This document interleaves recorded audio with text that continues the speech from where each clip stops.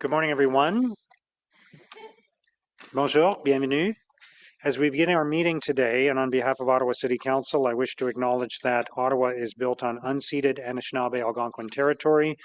Les peuples de la nation Anishinaabe Algonquin The peoples of the Anishinaabe Algonquin Nation have lived on this territory for millennia. Their culture and presence have nurtured and continue to nurture this land.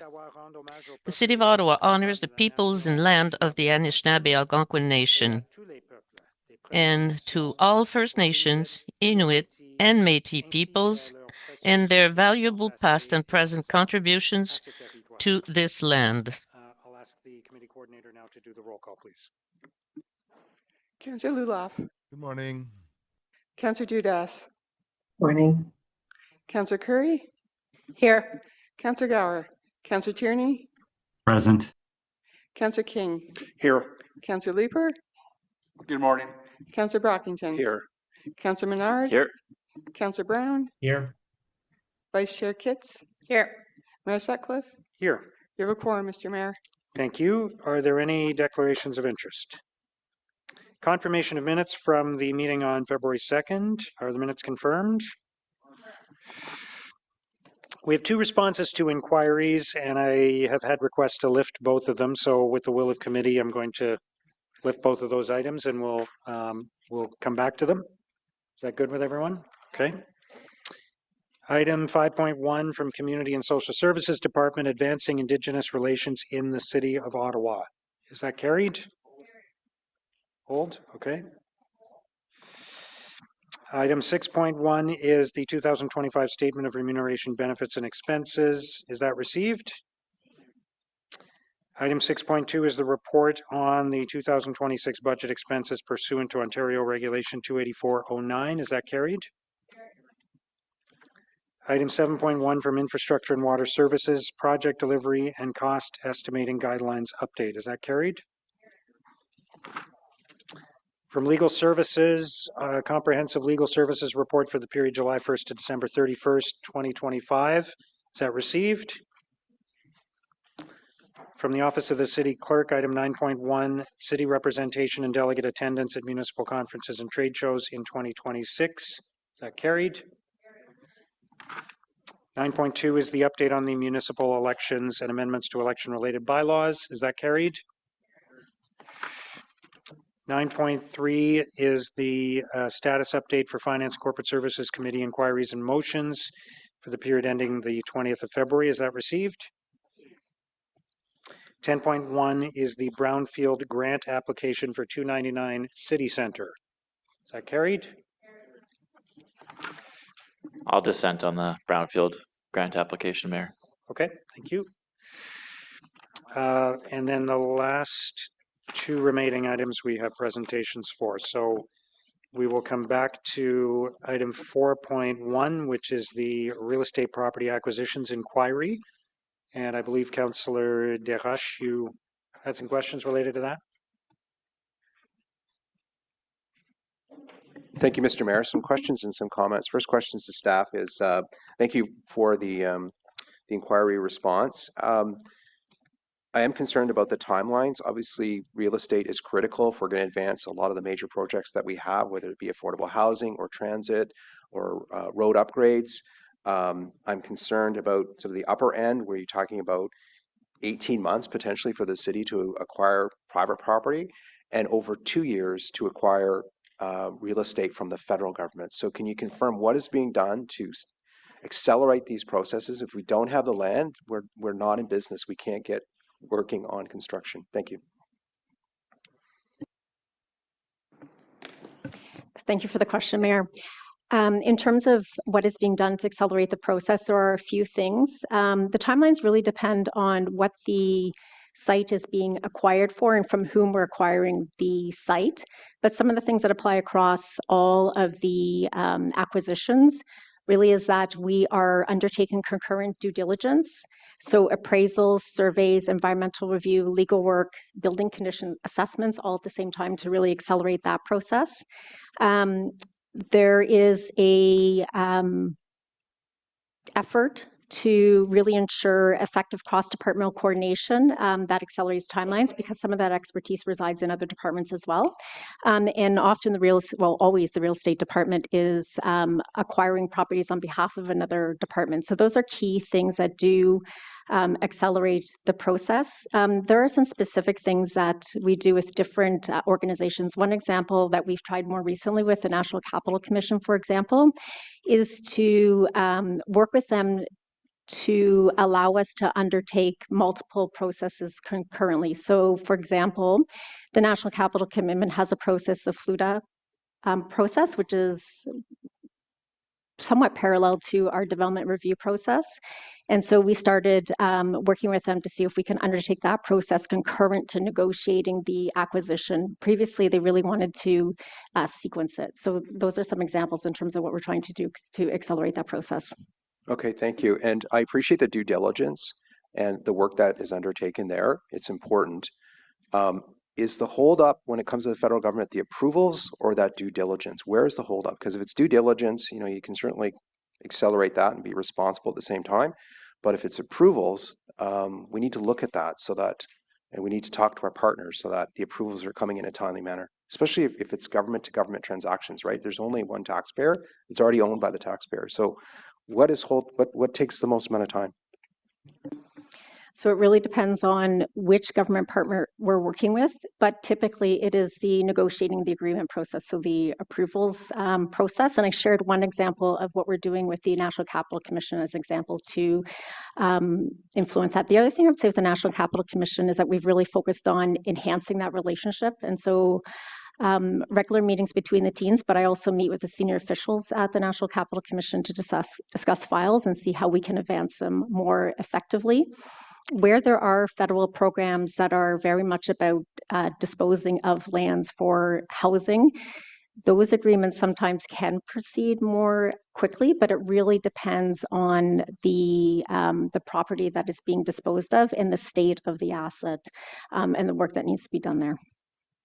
Okay, just a few comments. Like, timely infrastructure is key to successful housing strategy. This is a clear example of what happens when significant housing growth outpaces infrastructure delivery. And as new homes are built, roads, transit, emergency service, schools, parks, and water system must keep pace with the communities to function properly.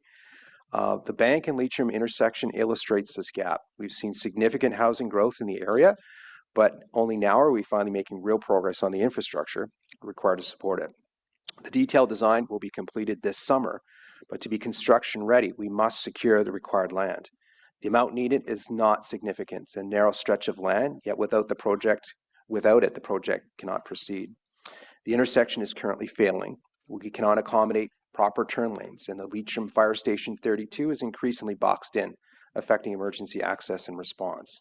This intersection will also be critical to future transit connection, including the planned bus lanes on South Bank Street. So I'm asking you, Mr. Mayor, as part of your discussions on the Memorandum of Understanding with the National Capital Commission, to raise the issue of timeliness in land transactions so that we can move forward on an intersection like this and other projects across the city. And I'm also asking the city manager to closely monitor and report on the timelines specifically related to the land acquisition required for this and other projects. These land acquisition timelines are critical. And as we say at the hockey rink, they are the keys to victory. The city needs clear commitments and realistic timeframes from the federal government so we can move from design to construction without further delay. And in one level of government is acquiring land from another, as I said earlier, the taxpayer already owns that land. So there should be no unnecessary barriers, inflated expectations, or open-ended timelines. I'm very encouraged by our Prime Minister's emphasis on reducing red tape, accelerating approvals, and removing regulatory bottlenecks that slow down critical infrastructure and housing projects.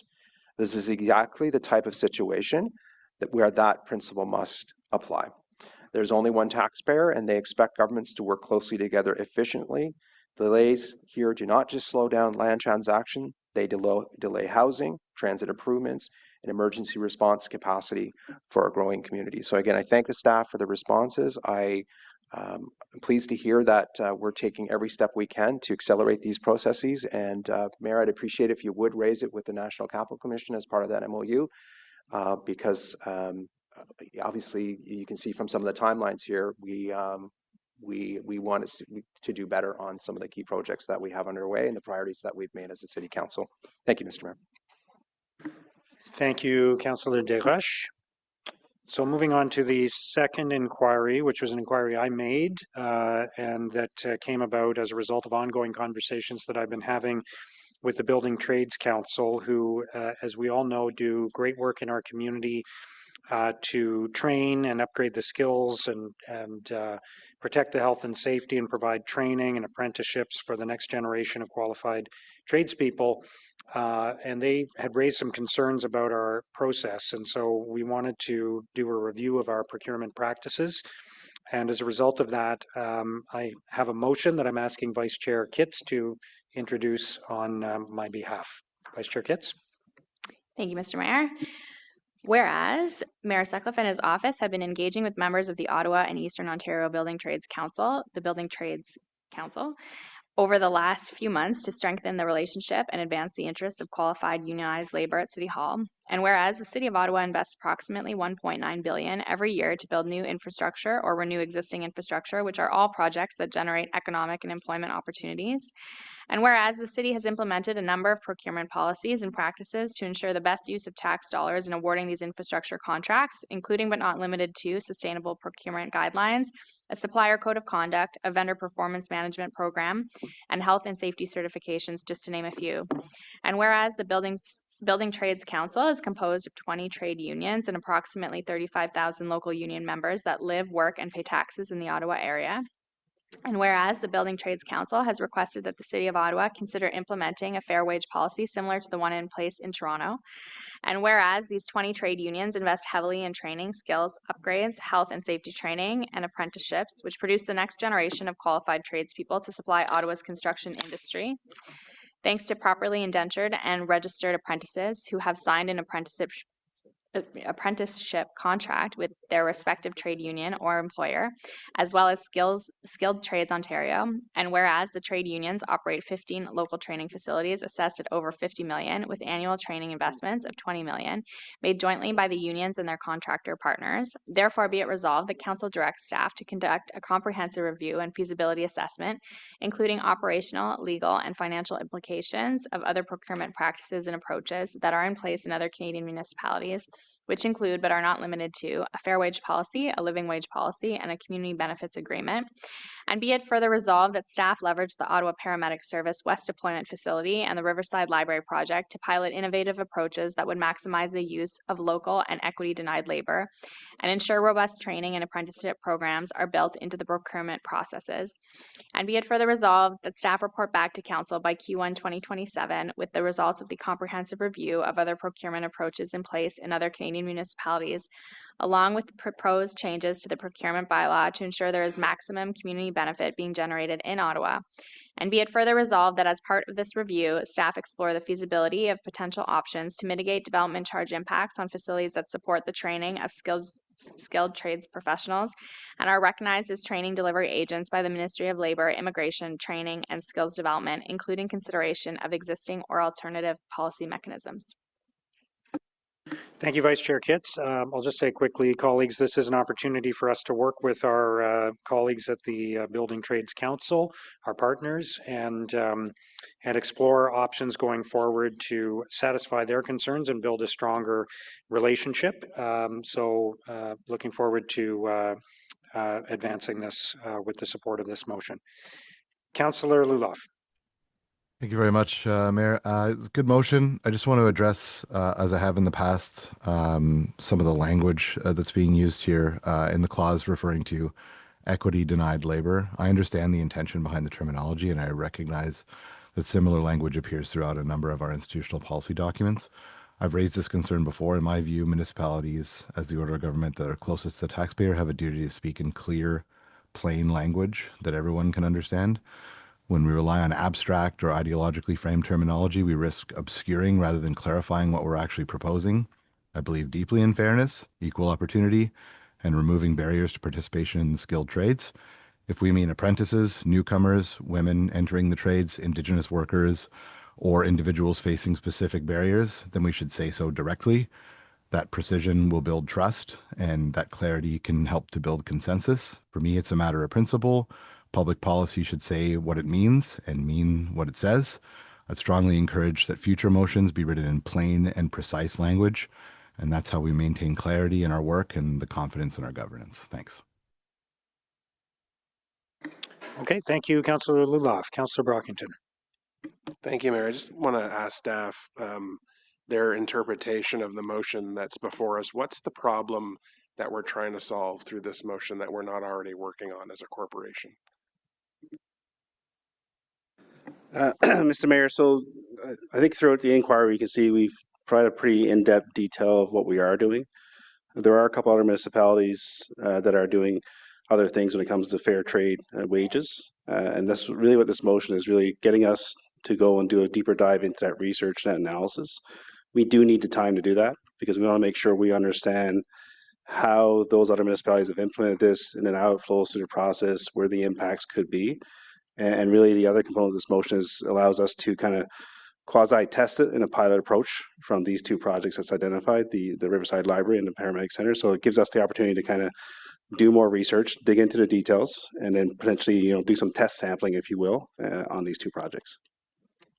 And how intensive is the work that your staff will be expected to undertake?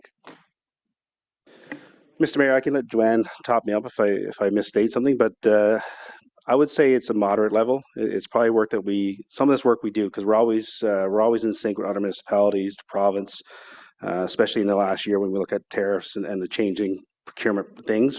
This gives us another opportunity to kind of go deeper. So we built a strong collaboration network with industry, with municipalities, with the province on procurement. So I think this is kind of complements some of the work we're doing, but it will be some additional lift that we're willing to take on. Finally, the motion makes reference to the Riverside Library project. I must be the only one that doesn't know what that means. What does that mean exactly?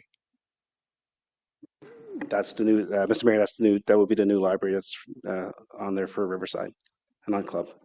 In Riverside South. Riverside South?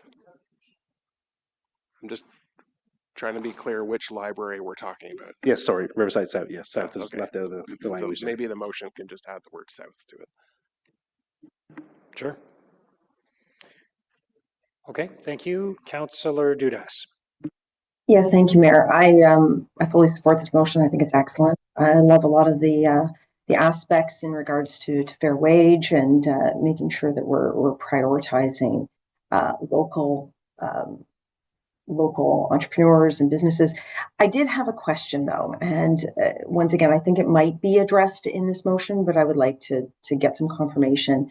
One of the things that we're seeing across the country, we're seeing a lot of it coming out of Alberta, Calgary right now, is that local trades will go out in order to meet their bottom line.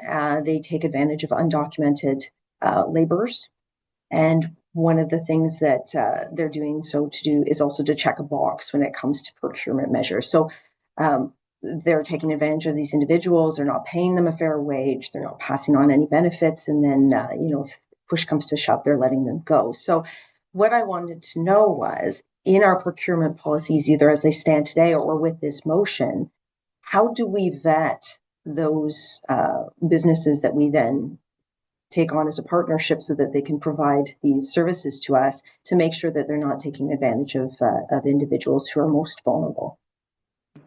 Mr. Mayor, I think that's a very important point, and that's where the bulk of our effort will be. So the policy itself is kind of, a phase one, step one. The actual compliance and adherence to the policy, that's where the work is, where we need to research and do and understand with the other municipalities, how do we ensure that the intent of the policy is followed, and that's where the compliance work and those steps will come into place. Now that impacts our flow and operation. So really, that's the work that we need to do. Okay, thank you very much. I appreciate the clarity on that. Thank you. Thank you, Councillor Dudas. Councillor Leeper. Thank you, Mayor. I'm just wondering, one can imagine that the a fairer procurement process that has the public interest in mind would, for example, favor, particularly in a big construction project like this, women-led businesses, women-led contractors, black-led businesses, folks who are not participating as much in the market as other groups. What are some of the provincial or federal barriers to that? What do we anticipate would be the handcuffs on what we can do in terms of having a fairer procurement process? Thank you for the question. The City of Ottawa has to abide by trade agreements. For example, that is a federal barrier, but we do have a social procurement framework that we work within, and Council has also approved a sole source rationale within our procurement bylaw to allow us to sole source to social enterprises. So we do have resources and tools at our disposal to look at how we evaluate and what we consider when we are entering into contract. And so it is a priority for the City of Ottawa and through the procurement bylaw to consider holistically all of the vendors that we are entering into contract with. It sounds nonetheless like we might be pushing the envelope a little bit, which I'm excited about. I'm glad that we will do that, but there are going to be some constraints. Is this, are the potential procurements going to come back to council before being undertaken? The P3 Paramedic West Deployment Facility will come back in June for approval. There is no plans to come back for the Riverside South prior to us undertaking that procurement. We would be doing that in consultation with the department and work through the procurement plan as per the motion.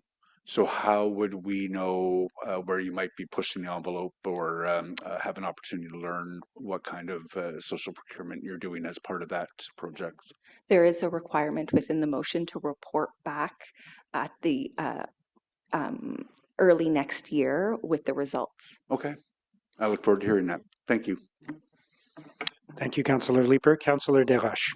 Thank you, Mr. Chairman. So just to confirm, the Riverside, we're talking about the Riverside, the planned Riverside South Library and Community Center, which is co-located, is a single project. That's what we're talking about? Yes. Okay. And so I agree with Councillor Brockington that it should be specified. You have a library addition coming in. That's what I thought it was initially. I certainly support this, but I want these people working, building the library and community centers. So we're engaging the architects. We have the architects. Let's get them going as quickly as possible on design. We're planning a public engagement session on it, but I think the mood in the community is like, let's build this thing. Let's get the ball to Ms. Duclos and her team so they can build it. Once we get to this procurement stage, you're not anticipating any delays as a part of this add-on that we're doing? Thank you for the question. No delays are expected. Okay, good. Because I want these people to work, and but we need to really get going on the design and the engagement. And again, the views of the community are just to build it. So let's do it. Thank you. Thank you. Councillor Cavanaugh. Yeah, thank you, Mr. Mayor. Just a quick question. I appreciate the motion. Was there any consultation with the Ottawa District Labour Council? Yes. Okay, thank you. Okay. Is the motion carried? Thank you, everyone. Item 5.1, advancing Indigenous relations in the City of Ottawa. Councillor Brockington, you wanted that help? Thank you, Mayor. Yes, I did. Just turning to my binder. So thank you, staff, for the report. I do note there are sort of three main priorities within the report. And I want to talk about, excuse me, sort of economic opportunities and economic foci as far as working with our various Indigenous First Nation groups within the city. We've mentioned in the past before the desire to have more opportunities for procurement, to profile Indigenous-led, First Nation-led businesses within the city, to promote, to purchase. I'm interested in what the net increase in people who self-identify, who are now employed by the City of Ottawa. What are our efforts with respect to hiring, retaining and hiring people who identify as Indigenous First Nations? So the report doesn't go into a lot of detail about economic opportunities and partnerships. And I'd like to get some information now about, is that covered off in another report? Is this not a top priority? What can staff speak to in this matter in particular? Thank you. Thank you, Chair. Thanks for the question. And yes, those kinds of initiatives are absolutely being contemplated as part of the next step. Once we have a framework approved, the next step is to develop a work plan with the Interdepartmental Working Committee and actually bring those priorities forward. So we don't have all the answers to that because that will be the basis of the work to come. Engaging with staff, engaging with Indigenous partners, First Nations, and urban Indigenous is the work to come. So as part of our response to the call to action, part of our own reconciliation action plan, the economic lens is a top priority, and you're saying that still has to be further developed? Yes, to clarify, the work has been undertaken across the organization to date, and what we're proposing in this framework is to bring those conversations together so that we're more coherent and collaborative around how to take the next steps to delve further to advance the priorities, such as the economic priorities that especially host nations are bringing forward. Okay, and finally, when would be a reasonable timeline for me to see more detailed progress update with respect to economic priorities?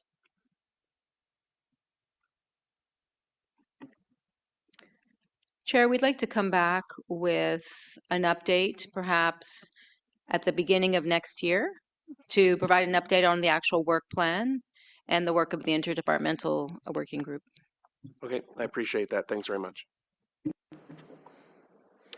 Okay, thank you. Is that carried? All right, let's jump ahead to item 11.1, which is the Byward Market Plan. And we do have a presentation from staff.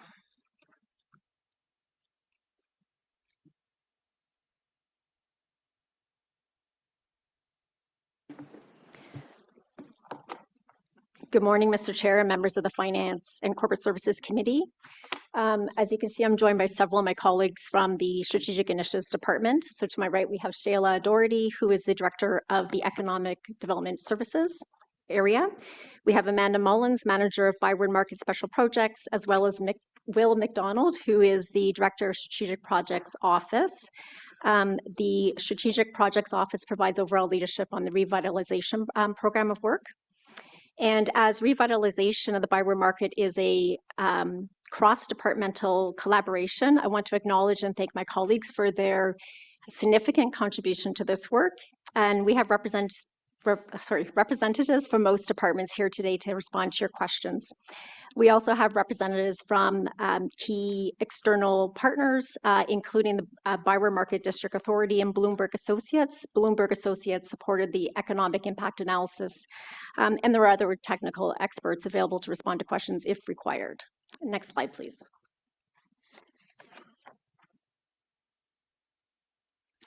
So the Byward Market is an important citywide asset. It's one of Ottawa's most important civic and economic assets. The Byward Market is a lively neighborhood. It's home to over 3,000 residents who occupy over 2,200 dwellings. The Byward Market is also home to 470 businesses occupying 1.5 million square feet of commercial space. And as you know, it's the tourist primary destination. The Byward Market welcomed more than 25 million annual visits in 2025, and it has the highest concentration of hotels in the city. So a very important asset to the city. In 2027, the market will celebrate its 200th anniversary. This is an important milestone. It underscores both the legacy of the Byward Market, and it showcases the opportunity for us to help prepare the Byward Market for the next century. Next slide, please. The Byward Market is a long-standing council-endorsed priority. This includes Council's current 2023-2026 term of council priorities, which emphasize downtown revitalization, including the Byward Market. And this report builds on earlier council directions and represents the next steps in advancing plans for the Byward Market. Next slide, please. The report is organized in two sections. The first focuses on the revitalization framework for the Byward Market, and the second section outlines the public realm redevelopment program, which is a core component of the overall revitalization framework. With regards to revitalization, effectively addressing the current state of the market requires a holistic cross-departmental approach rather than isolated or single department responses. The revitalization framework and action plan organizes, prioritizes, and sequences actions to support a holistic approach to revitalization of the market. And then in terms of redevelopment, there are several key city-owned assets in the district that are reaching their natural renewal points. And this means that significant investment is unavoidable and required in the coming years just simply to maintain those assets, their basic operations. So that means there's an opportunity to leverage that required renewal to deliver transformational improvement rather than just invest in the status quo. So today, the council decisions are to approve the revitalization framework and action plan and endorse exploring funding sources for those foundational actions. Approving the Byward Market redevelopment program, its objectives and next steps, including funding for the detailed design phase. Endorsing the exploration of partnerships, sponsorships, philanthropic, and other funding opportunities.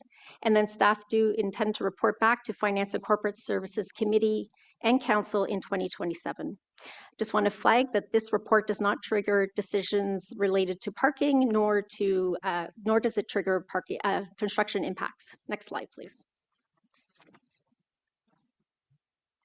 And we'll just go to the next slide. So this is the Byward Market Revitalization Framework. It was developed to consolidate and align initiatives from existing plans into a single integrated plan with centralized oversight. The framework ensures collective progress towards shared objectives and a common vision. That vision is for a vibrant, welcoming, and inclusive historic market district for all. The actions contribute to 5 areas of focus. The first is a reimagined market destination for all. And this is really about attracting a broader range of people into the market and enhancing their experience so that they don't just pass through, but they linger, they shop, they explore, they eat, they really benefit from the market experience. The second area of focus is a compelling cultural identity. So we know that successful districts really play up the unique cultural identity of a district. So some examples, the Distillery District in Toronto, the High Line in New York, the Halifax Harbourfront. So in this area of focus, we're prioritizing celebrating what is uniquely Ottawa. The third area of focus is safety and well-being for all. So establishing a safer, more welcoming Byward Market supported by coordinated frontline resources, proactive interventions, and inclusive public spaces. The next is welcoming routes and points of entry, clear, safe gateways into the market, and welcoming safe routes through the market. And then finally, places and spaces that transform. This is all about transforming underperforming municipal assets into destinations that appeal to and serve residents first, and then visitors as well. Next slide, please. So this is a quick view of the action plan. This is found in document 1 of the report. So a GM level steering committee came together and reviewed all implicated departmental plans, and they brought them into a single plan. We prioritized and sequenced actions that would have the greatest impact and then identified gaps. In this case, for the Byward Market, what we saw was the need to bolster action in the short term that would create momentum and would quickly and visibly address some key challenges and lay the foundation for longer term transformation. In particular, actions to draw in a broader range of visitors and enhance their experience from an activities and a safety perspective. Next slide, please. A comprehensive measurement framework is has been developed and proposed. It's found in document 2. It's anchored around 3 core outcomes: improved resident experience, improved business experience, and improved visitor experience. Next slide, please. So I'm going to briefly highlight the short-term actions for each of those areas of focus. These are the actions that would be implemented in the next 12 months, so they truly are short-term, and they're focused on visible, meaningful, tangible benefits. So the short-term actions in blue are new actions. So these are the actions that are not included in other strategies. So for the first focus area, a reimagined market destination for all. So this is about attracting more and diverse mix of residents and then improving their experience. There are 2 key short-term initiatives. The first one really focuses on navigation, so a district-wide navigation, access, and parking strategy. This is to support the needs of the local business community with more readily available parking, as well as enhanced parking communication and exploration of an integrated multimodal navigation platform. The second one is the launch of the Arts, Culture, and Entertainment District. This reinforces the Byron Market as a premier destination for arts, culture, and entertainment. It leverages existing assets, but it also introduces new public art installation and placemaking activations. This can include things like live on-street performances or collaborations between the artistic community and local businesses. Next slide, please. The second area of focus is all about Ottawa's cultural identity, showcasing what's uniquely Ottawa. There are 2 short-term actions proposed here. The first is creating, along with the BMDA and others, the brand identity for the Byron Market. And the second is to launch Ottawa 200 plus portrait places and people. It's an immersive outdoor gallery led by Bytown Museum and the Ottawa Gallery. And it is really showcasing and transforming storefronts and public spaces along Rideau Street and the Byron Market with archival images and others. Next slide, please. Third area of focus is safety and well-being for all. Short-term initiatives include the unsheltered homelessness outreach model. This enhanced outreach model was tabled at the last Community and Social Services Committee. It's going to rise to council at the same time as this report. There's also initiatives to increase security in the Byron Market, to increase special constable deployment along Rideau Street to enhance visibility and day-to-day enforcement. There is the Community Outreach Response and Engagement Team, so the core team from Ottawa Police Services, establishing a dedicated full-time team of officers in the Byron Market and focusing on reducing crime by addressing root causes through community engagement. And then finally, an AI-enabled service request pilot, which is really to analyze 311 calls to better support more targeted responses and improve resource prioritization. Next slide, please. Fourth area, welcoming routes and points of entry. So first impressions matter, whether you arrive in the market by the LRT or by bike, foot, or car. So the objective is really to have clear points of entry, clear wayfinding to guide visitors into and through the market along safe routes. Some key actions in the short term include enhancing the safety and user experience along the Rideau Success Gateway, so the underpass, the Rideau Station, LRT station, and the corridor between the two. We're looking to expand the commercial heritage facade improvement program into the Byron Market. This will help enhance storefronts, address derelict properties, and reinforce the area's historic character. Implement the York Street Asphalt Art Initiative. It's bold visual treatments to enhance wayfinding and reinforce York Street's role as a key corridor for pedestrians. And then implement wayfinding initiatives. Next slide, please. And finally, places and spaces that transform. This will be the bulk of our presentation. It is really about the city-owned assets and how do we utilize those to support the overall revitalization of the Byron Market. Next slide, please. So in the short term, for places and spaces that transform, because that longer-term transformation will take some time, there is an interim placemaking initiative that is proposed. This will really activate different areas of the market with temporary installations, and it's really intended to create welcoming spaces and encourage community members and others to come and visit the market. And we'll go to the next slide. And with that, I'm going to turn it over to my colleagues to speak about the redevelopment program. Next slide, please. Thanks, Debbie. So the redevelopment program for the Byward Market advances previous council direction and builds on several touch points with council throughout the last 3 years. The most important piece of this is the 2021 Byward Market Public Realm Plan, which is the guiding document for the redevelopment of public spaces and city assets in the market, with the goal of transforming it into a more vibrant, safe, and accessible neighborhood and destination. In 2023, a report was brought forward that established the Byward Market District Authority as a key foundation of area transformation, along with the identification of priority projects from the plan for implementation. Following that, last year in 2025, Council received an update on the scope of the technical and financial analysis to support redevelopment, with a commitment to return back in Q1 2026.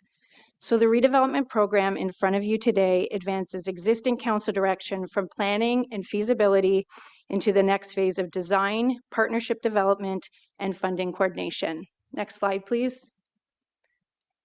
So the redevelopment program consists of several priority projects. The first is the streetscaping renewal of William Street and Byward Market Square between George and York Street.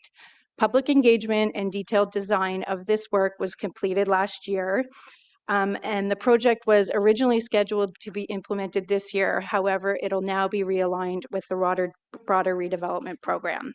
So the broader redevelopment program includes 3 projects: the rehabilitation of the Byward Market building at 55 Byward Market Square, the redevelopment of the municipal parking garage at 70 Clarence, and then York Street Plaza renewal between Sussex and Byward Market Square. And all of this redevelopment will be supported by a parking and asset strategy, alignment with asset retirement, and a phased legislative plan. Next slide, please. So to inform the redevelopment program, we undertook quite a significant business case work with Collier's project leaders. And this included a feasibility analysis to understand the technical and financial aspects of the redevelopment program. We also undertook a quiet market sounding to gauge potential partner interest, and best practice research to learn from leading market districts around the world. We also looked at current building conditions to understand the state of each asset and to inform future project phasing. Working with Bloomberg Associates, we also developed quite a thorough business case and tenant support strategy for the current tenants of 55 Byward and 70 Clarence, as well as businesses that will be affected by future construction. And lastly, and we'll present this in a future slide around what we're calling the case for change, we worked with both Colliers and Bloomberg to quantify and qualify the economic, social, safety, and environmental impacts of advancing the redevelopment program. Next slide, please. So it's important to ground the redevelopment with the current conditions of the city assets, where we know capital investment will be required regardless of redevelopment. So for 70 Clarence, the parking garage, it's approaching its end of service life and is recommended for retirement. A $1.9 million investment is required in 2026 to maintain operations through to 2028. And then expanding the facility beyond this time would require close to $30 million in additional capital investment, and that would be either for potential 2-year closure and major repairs, or demolition and the reconstruction of the structure. At 55 Byward Market Square, so the market building, the building's servicing and infrastructure is outdated. And this, of course, limits accessibility, the ability to attract tenants, and long-term operations. A recent building condition assessment identified $5.7 million in near-term renewals just to sustain baseline operations. And then for York Street Plaza, there is planned underground water and sewer replacement of $11.2 million, which will be required beginning around 2028. And so advancing the plaza redevelopment concept at the same time allows the city to coordinate public realm investments with infrastructure renewal, reducing disruption and achieving cost efficiencies. But none of the assets in their current state are supporting the vision for the Byward Market. Next slide, please. And so to ensure that future investment delivers on council-approved directions, we established a clear set of redevelopment objectives, and these objectives will provide practical criteria or did provide practical criteria to shape the recommended redevelopment program, and they'll also inform future work. And so you can see on this slide, they range from design excellence and public spaces with a focus on architectural excellence and national caliber event spaces, all the way to financial operational sustainability and environmental stewardship. So I'll now pass it over to Amanda to introduce the redevelopment concepts. Thank you, Shayla. The Byward Market building is the symbolic heart of the Byward Market, built in 1926, ironically 100 years ago. It's designated under the Ontario Heritage Act, houses small retail units, and the Byward Market District Authority office, who oversees all leasing at this site on behalf of the city. However, the building is not fully accessible. It lacks modern servicing and storage needs, and its systems are aging. We have an opportunity to transform the building and renew it into a public market hall. The vision includes a bright central hall, local first anchor tenants such as a bakery or specialty grocer, uses that are nostalgic of the Byward Market. It also includes kiosks for rotating vendors and small businesses. When one thinks of the Byward Market, we want them to think of what is unmistakably made in Ottawa. In addition, back-of-house storage spaces will be upgraded and the building will become fully accessible so that all visitors can access the entire facility. Next slide, please. York Street today primarily functions as a transportation corridor, but with underground infrastructure renewal work ahead, we have an opportunity to transform it into a celebration space befitting of a G7 capital. The concept reallocates the corridor to allow for a large public plaza space with connectivity to the National Capital Courtyard system, Majors Hill Park, and views of Parliament Hill in the background, while maintaining single-lane bidirectional vehicular traffic on the south side to preserve access and circulation. First and foremost, this space will be designed for residents. Shaded seating, interactive infrastructure, winter recreation amenities, and public spaces that support everyday gatherings. While special event infrastructure is considered and space for up to 7,500 people to accommodate cultural events and festivals. These moves will position York Street as a space for families, a neighborhood amenity, and a national civic space. Next slide, please. Today, 70 Clarence Street operates as a municipal parking garage with 289 spaces and ground floor retail, which is also managed by the Byward Market District Authority. It also requires major work in the near term. The proposed redevelopment concept includes a 5-story cultural and civic destination building and an anchor of the arts, culture, and entertainment district that respects heritage context and the protected views of Parliament Hill that exist for this site. In addition, it includes possible integration of residential units, flexible cultural programming, including traditional and immersive arts, rotating indoor exhibition and performance space, and learning and creative spaces. It also offers a variety of active ground floor uses, including small retail and public amenities such as washrooms and secure bicycle storage, all of which is intended to support daily foot traffic, safety, and four-season animation. Market Sounding has demonstrated an interest for this concept, and staff have determined that a subterranean parking option exists at this site. To ensure Council is provided all options prior to construction commencing, staff are conducting 2 streams of due diligence. The first is advancing the redevelopment concept to seek funders and potential operating partners. The second, we will continue to evaluate the investment and critical asset repairs required to maintain parking at the site. This approach gives Council flexibility. It allows us to advance readiness and partnerships while retaining control over parking, phasing, and implementation decisions. Next slide, please. Council previously directed staff to seek 70% parking replacement through partnerships and other means. To support the ongoing analysis, Parsons Group conducted a parking and subsurface investigation by evaluating parking supply, demand, and technical feasibility of replacement options. This will continue to inform the comprehensive parking and access strategy as part of staff's next phase of work, which includes updated costs and implications of investing in the status quo, parking replacement options, including private partnerships and subterranean options, multimodal access opportunities, and mitigation plans to support the neighborhood during construction. The subterranean option that has been deemed feasible is 190 spaces under the 70 Clarence Street property. Next slide, please.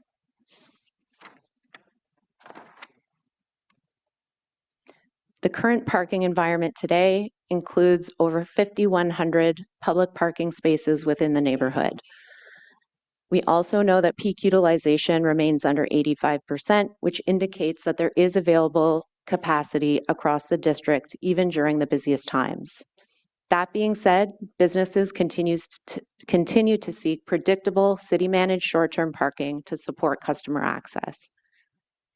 We also know that opportunities exist for enhanced collaboration with private operators and leveraging tools that better connect visitor needs with the options that exist within the market. Next slide.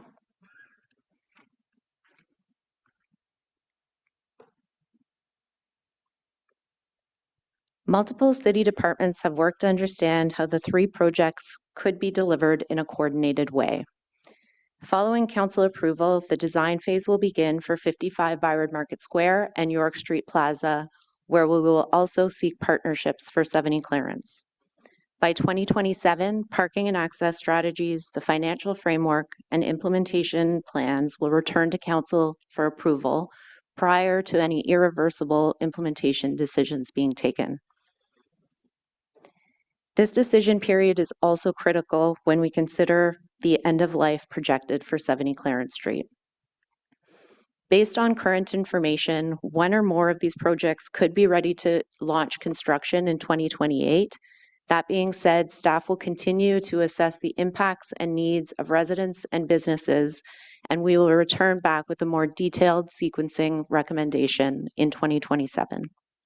Next slide. The redevelopment program has been costed and estimates are at a Class D level. This is in accordance with city standards and includes the 40% contingency. The estimates were prepared by Hoban Architects and Parsons Group and independently validated by Collier's project leaders and city staff. Design excellence is an important feature as a part of this program and will be considered through the design phase. As design advances, updated figures will be brought forward to council before implementation. In addition to these Class D estimates, we have Class A estimates for William Street and Byward Market Square, based on their detailed design being complete, with Williams Street estimated at $9.4 million and Byward Market Square estimated at $15.2 million. The proposed program integrates a mix of complementary uses to best attract future funding from all levels of government, grants, sponsorships, and potential private partnerships. Staff intend to reduce the city's financial obligations through these partnerships. Next slide, please. With the support of Bloomberg Associates and Project Collier's leaders, the city assessed the social, environmental, and economic impacts associated with implementing this redevelopment program. Projected outcomes include improved safety and perception of safety, stronger economic activity, increased visitor spending, enhanced environmental performance, and greater community and cultural value. The case for change demonstrates that this investment aligns with global evidence stating that public realm is a high-impact lever that supports broader revitalization. Next slide. Some of these national and international examples include the Quartier des Spectacles, which looks at transforming a downtown neighborhood by prioritizing public plaza space and special event infrastructure. The Forks in Winnipeg is a redevelopment opportunity that leaned into Winter First programming as the destination. The heart of the city in Sheffield, UK, their downtown was experiencing a decline as a result of industrial losses and retail migration, where they used Central Downtown Plaza as the catalyst for downtown revitalization. And finally, the creation of Moore Square in North Carolina resulted in a significant reduction in neighborhood crime and enhancements as it relates to perceptions of safety. Next slide.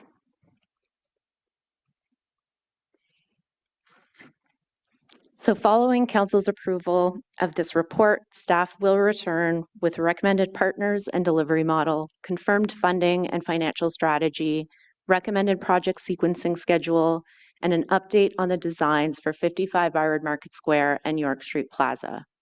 In addition, staff will continue to plan for the business and tenant support strategy and conduct additional Indigenous and public engagement. Next slide. And last, and in closing, this work helps ensure the Byward Market evolves in a way that reflects its national capital setting, while first and foremost remaining a vibrant year-round neighborhood for Ottawa residents. Thank you. All right, thank you. Thank you for the presentation. Thank you for all the hard work that brought us to this point. We do have a number of delegations to speak to us on this today. So we'll start with Justin Westlake Hughes. Thank you, Mr. Mayor. Hello. Thank you for allowing me to delegate today. I prepared a small presentation. Today, I will be discussing pedestrian access in the Byward Market and why the updated market must be people first. Next slide, please. The Byward Market, in its history, has been more vehicle-oriented with lots of space for parking and cars. And in 2019, William Street was first pedestrianized between York and George Street. The city's been playing with pedestrian access a bit since, and it's been very successful. We've seen a lot of progress with making the Byward Market spaces more people-friendly, and this became a key pillar for the Byward Market Realm Plan Recommendations report that came out in October 2020. Next slide, please.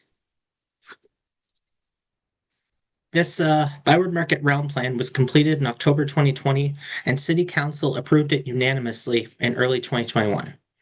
It emphasized people first by expanding pedestrian spaces, and I think there's a good balance of pedestrian and car access. York Street has a pedestrian promenade on half of the street, and William Street is set to be permanently pedestrian only. Next slide, please.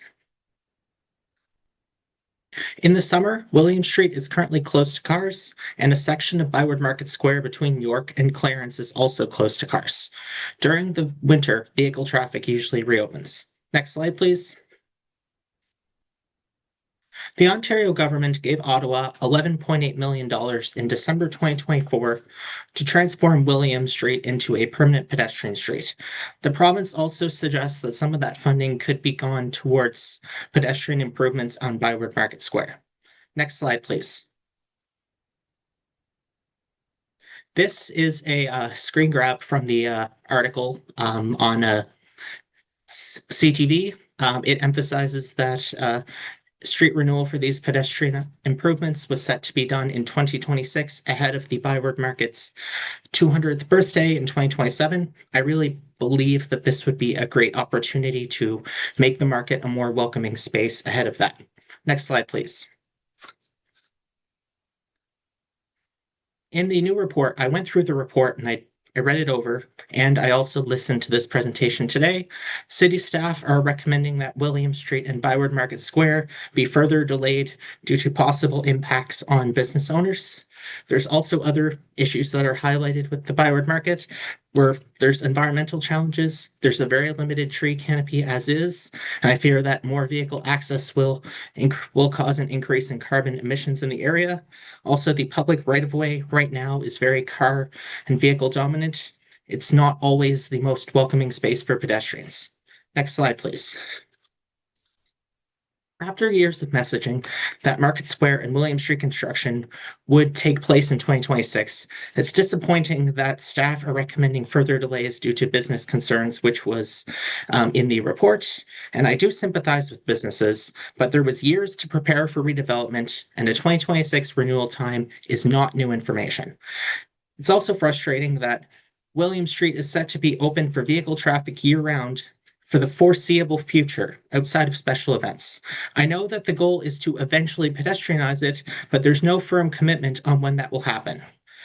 Also, environmental issues are worse than ever. City staff have spent years researching and pedestrianizing pedestrian plans, and countless studies globally show the health, environmental, safety, and economic benefits of pedestrianization. Unfortunately, this feels like Ottawa is taking a step backwards by allowing vehicle access to continue during the summer on William Street and Byward Market Square for the time being. And there is a reference for that below. I have authorized the committee coordinator to share all these slides with council members. Next slide, please. The province gave Ottawa $11.8 million to support the pedestrian streets at William and Market Square. I understand this isn't the full funding, but failing to move this forward in a timely manner could affect Ottawa's credibility and hurt future opportunities for provincial funding. The Byward Market is also well served by OC Transpo, and there's many customers that live in walking distance. Given all the multimodal travel in the area, there is little reason to remove pedestrian access in favor of cars on these streets. Next slide, please. Here are some recommendations I have for a more pedestrian and multimodal market space. In the short term, prioritize William and Byward Market Square redesign to be completed. You're at time. May I take 10 seconds to wrap it up? Yeah, go ahead. Okay, thank you. So in a nutshell, my recommendation for a more multimodal space, prioritize the William and Byward Market redesign to be completed by 2027. If that's not possible, maintain the pedestrian access until redesign is finished. And lastly, consider other options instead of removing the underground parking, consider the other garages, consider improving transit, and consider advancing the timeline on the York Street Plaza. Thank you. Sir. That's time. Conseiller Plante. Oui, merci, Justin. Thank you, Justin. Thank you so much. Très bonne. To having it in my inbox, and I apologize if this is the first time I'm seeing it. I apologize if you sent it earlier.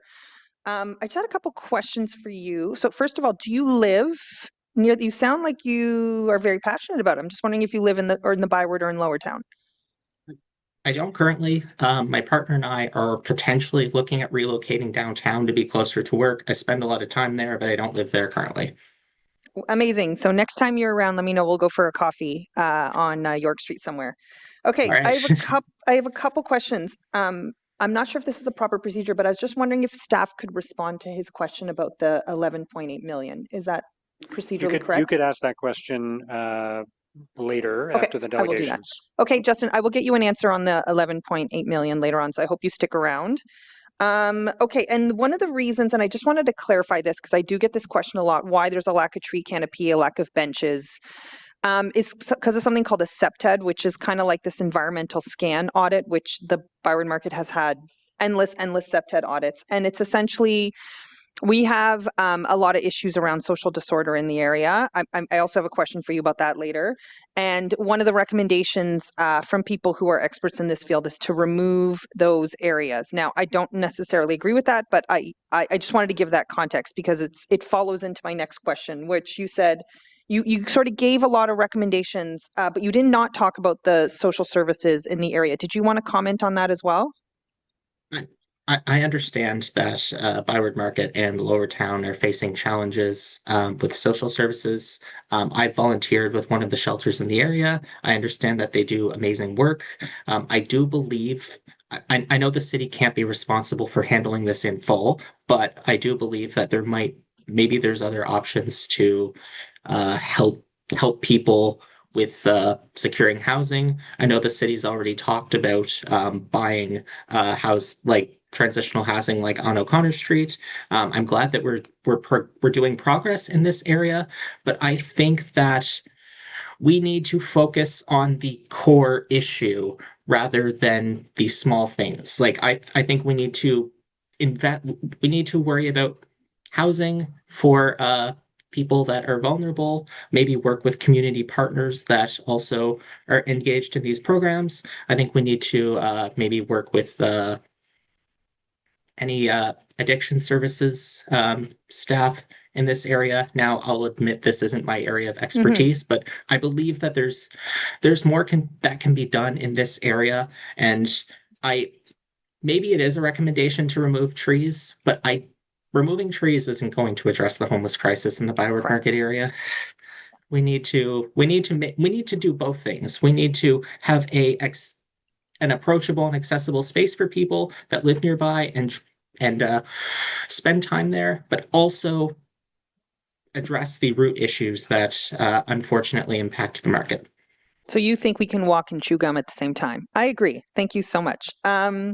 Okay, so one of the things I've been advocating for since my election, because you did talk about York Street, and I would personally love to see a big children's play structure on York Street. I just have this idea of people, having a like a beer or a coffee on York Street. We have a lot of patios, and then the children can run buck wild, because right now when you see people with strollers, they really don't have anywhere to go.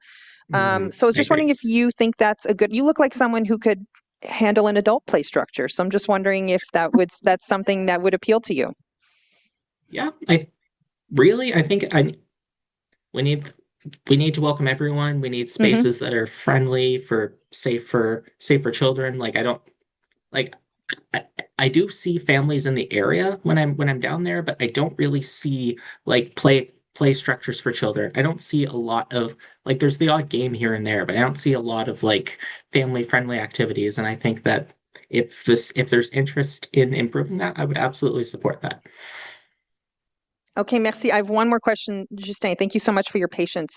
So one of the motions because I'm not on this committee, so I can't bring motions forward, but I'm thinking of bringing a motion forward to council. And you talked about pedestrianization, where we would have the flexibility between the pedestrianization and the parking, recognizing that there's days and weekends where the pedestrianization is welcome, recognizing that this kind of flexibility can appeal to both the businesses and the residents and the people who are visiting. I was wondering if you would support that.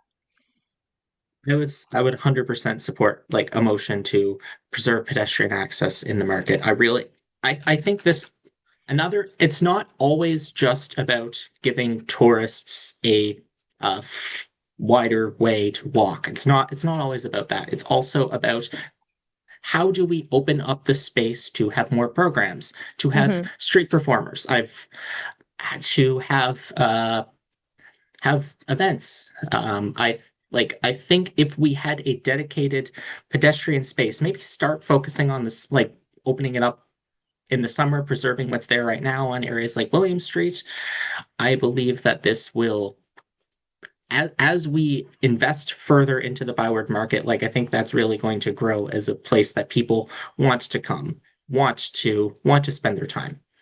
No, I really appreciate your delegation, Justin, and thank you for advocating for the Byward. It's a really special place, and next time you're around, please give me a shout. I'd love to treat you to a coffee. Merci beaucoup.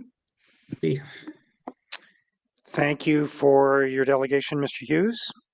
We'll go next to Jillian Stewart, Brian Leahy, Samantha Sigler, and Todd Brown from the Properties Group Management. If you'd like to take a seat over on this side here, there's a spot for you.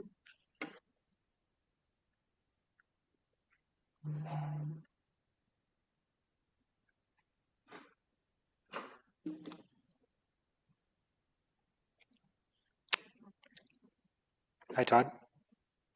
Yeah, I think Brian's supposed to be online and start first. I will start, Mr. Mayor. Go ahead. My name is Brian Leahy from the Properties Group. I'm speaking on behalf of an informal group that owns the majority of the buildings in the Byward Market. Our job is to protect the interests of the many businesses located in these buildings. We've consistently supported the beautification, pedestrianization, and other elements of the public realm program. However, we do have concerns about some of the program's goals. In particular, we believe that parking availability needs to be increased, not reduced, and that a flexible approach to street closures is essential. During the winter of 24-25, William Street was closed to vehicles and parking. Businesses on that street suffered considerably. Many are still recovering. Their survival was only due to the decision to reopen the street earlier than planned. We strongly believe the street closures should be adaptable, allowing vehicles and street parking to return during the winter months and, if necessary, on weekends during the summer. We fully support and are very appreciative of the revisions to the plan outlined in the report from the mayor's office. The mayor and his staff took the time to meet with us, to meet and listen to the concerns of the market businesses and respond in a meaningful and very creative way. One important change in the mayor's report is the proposed 3-hour parking limit at 70 Clarence. This measure will ensure that the 290 spaces become available for shoppers and diners rather than being almost filled each morning by 9:30 with cars and wealthy employees, as currently is the case under all-day parking. Some figures have been quoted regarding the cost of redeveloping 70 Clarence. The existing garage provides 290 much-needed spaces, and we believe any redevelopment should preserve at least that number. We've reached out to city staff and look forward to working with them so they have accurate cost and revenue estimates as a basis for their decisions. Parking is a highly profitable operation. This location is amongst the most desirable in the city. While parking is a top concern of merchants and restaurateurs, a close second is the ongoing social challenges in the market. The market has an overconcentration of shelters, which we believe should be replaced with supportive housing distributed across all wards of the city. Thank you, Mayor Sutcliffe, councillors, the staff of the mayor's office, the VMDA, and city staff for the work reflected in this report. My colleague Todd Brown, owner of Ottawa Venues, will speak next. Ottawa Venues has substantial holdings in the Byward Market and operates approximately a dozen businesses there. We certainly like a lot that we see in the report, and we think pedestrianization is being achieved. But in 2025, Downtown Rideau did a parking and transportation report. Next page, please. And so you can see that the foot traffic has gone up since 2024. Since 2023, but has gone down since 2024. Next page. In this, you're seeing barriers of why people don't necessarily want to come to the Byward Market. And sorry, I can't actually read it, but and so you're seeing that a lot of the reasons they don't want to come is lack of parking. Next page, please. So you can see that 70% of the people are coming to the area by car. So that's very important to know that and understand that. And none of the reporting that's been done to date has taken these numbers into account or really looked at what is needed from a parking point of view. Next page.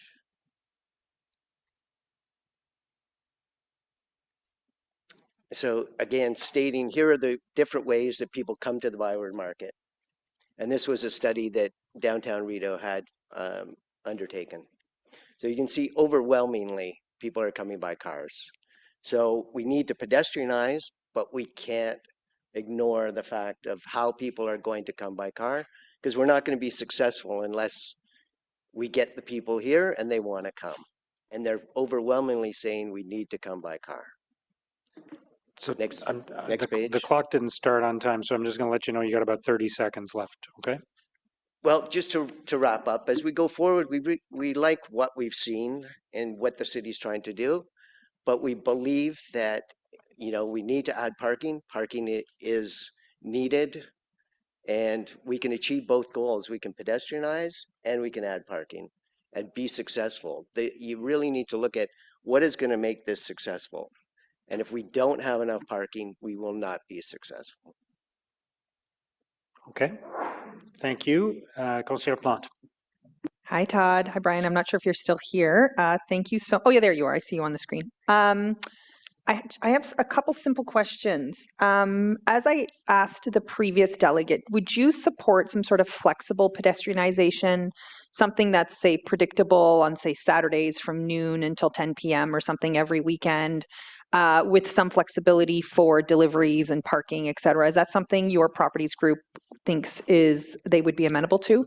It's very, 100%. regulars are very important. And so when it's predictable and people know how to come down, where to go, where their parking is going to be, they know what they're doing. They can plan their day. They can plan the way they're going. So predictability is super important on everything that you do. Great. And I was just wondering if you could just give a comment as to the state of deliveries. I think people don't realize how many sort of small businesses and small, little cheese shops that you support, and they come and deliver things, and they can't necessarily just always plan a predictable schedule. I wanted you to just both give an opportunity to tell the committee about the delivery situation, and as well talk about your personal plan to have some farmers markets come back to the Byward, because I hear that a lot as well. So yes, I'm giving you some shine. Go ahead and take your shine. Yes, so deliveries is obviously an issue. Traffic coming into the market is an issue. You plan to try to get your deliveries before a certain time, but let's face it, plans don't work out constantly. So, deliveries happen throughout the day constantly. And so, having that flexibility of how they come in is super important. And yes, we need a farmer's market back in the area. Now, I'm working, hopefully, and I've been working with the mayor's office on this and yourself, and we're hoping to bring a small farmer's market on a weekly basis during the summer months.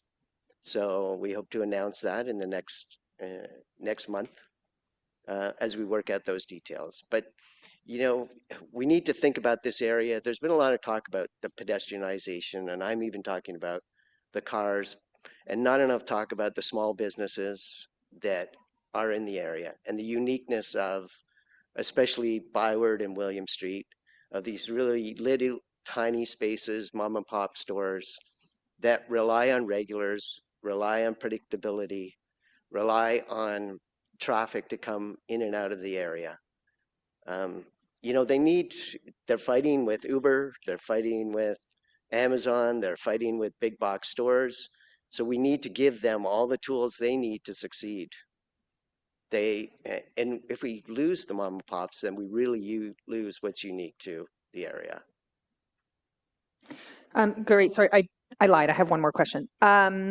So about a year ago, I wrote an op-ed about the need for our city services to align with the realities of people who work in the Byward market. They don't work 9 to 5. They often do shift work.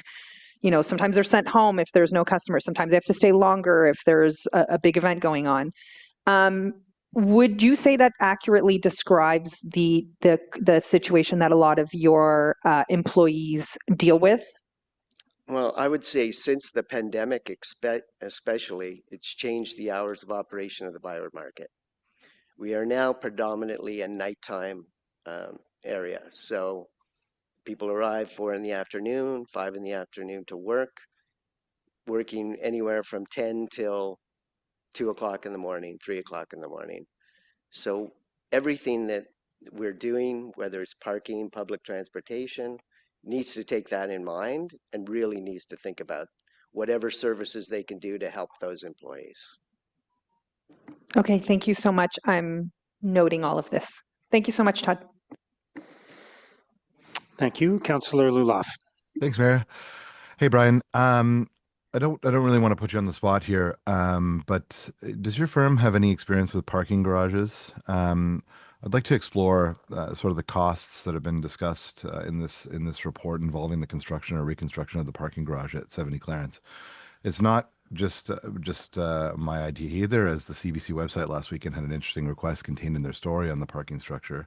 And they asked, are you a business owner in the 70 Clarence Street parking garage building willing to share your thoughts on the city's plan? So I'm not sure if they had any takers, but let's try it out with your background. Is the cost that's being questioned by the CBC in this report, the cost to develop more underground parking?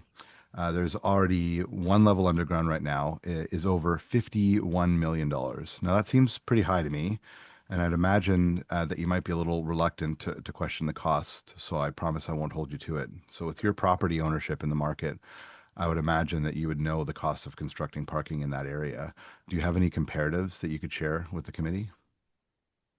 I hope I don't have an echo, but it seems like I do. The our company developed Clarendon Lanes on York Street with 2 levels of underground parking. Now that was some time ago, but until recently, we owned and operated a 5-level underground garage at 25 Nicholas that had 300 parking spaces. And I have a brother, Rod, who's a prominent architect in Ottawa, has a lot of experience with underground parking. And he has told me that $75,000 to $80,000 as a construction cost per space is a reasonable estimate, and that I should add 5% for professional fees or $4,000 a space. And that means that we could build 285 underground spaces. That would be 3 levels at 70 Clarence at a cost of around $24 million. So 100 more parking spaces at half the price. I don't understand the estimate because to build 190 spaces for 51 million works out to almost $270,000 a parking space. If that were true, we would have no parking garages in the city of Ottawa. So I don't understand quite what a Class B estimate is, but I have also asked about a year ago for a reliable contractor that's done work in the market area to price out 3 levels of underground parking at 70 Clarence. And the estimate I got was 18.75 million for 256 spaces, and that included 5.75 million of rock removal for the 3rd level, and this worked out to $73,500 per space. So I'm comfortable with the $80,000 that I quote. I'll also point out that Claridge recently added a 4th level to their underground parking in the market area where they're building a hotel. I don't have the details, but I know that Claridge only added that 4th level because of financial viability. I see. Okay, I think that $80K a space is a far cry from the $268,000 that we were quoted by Colliers. I appreciate that. I'll take my questions to staff, and thanks for your insight, Brian. Thanks. Thank you, Councillor Brockington. Thank you, Mayor. The provision of parking has more or less remained consistent over many years, and yet the market as a destination has deteriorated over the same period of time. Do you can you speak to what your organization believes has happened within the market? And do you believe the staff report adequately addresses those needs? So in addition to parking, which you've made clear is top priority, are you satisfied that other concerns or challenges within the market are being addressed? First of all, the area has lost about 500 immediate spaces through redevelopment of vacant lands that were parking lots into now hotels and residential buildings. So there has been a loss of parking. continue to work with staff to impress upon them the importance of parking for the next period of time. I mean, there likely will be a day when the market becomes completely pedestrianized, at least in the summer. But that we got to get there. That might be 10 or 20 years from now. We have to get there and keep our merchants and restaurateurs in business. And I say I will maybe a day because I read about we're all going to have robot-driven cars that'll take us to the market and go back home and park in our laneways. Yeah, I don't know what will happen in 10 or 15 years, but that's sort of what I'm talking about. Okay, thank you. Councillor Plante. Yes, thank you. I just wanted to point out that the survey that was mentioned earlier, I just want to point out where it is, that they were referencing was the Rideau BIA study. It's in the delegated submissions folder, and if you guys want to reference it, and it just talks about safety and security and how people in the area and the businesses in the area feel. And I just wanted to point that out, that the reference is there already. Thank you. Okay, thank you. Thanks for the presentation. Thank you. Next, we'll go to Catherine Callery from Ottawa Tourism.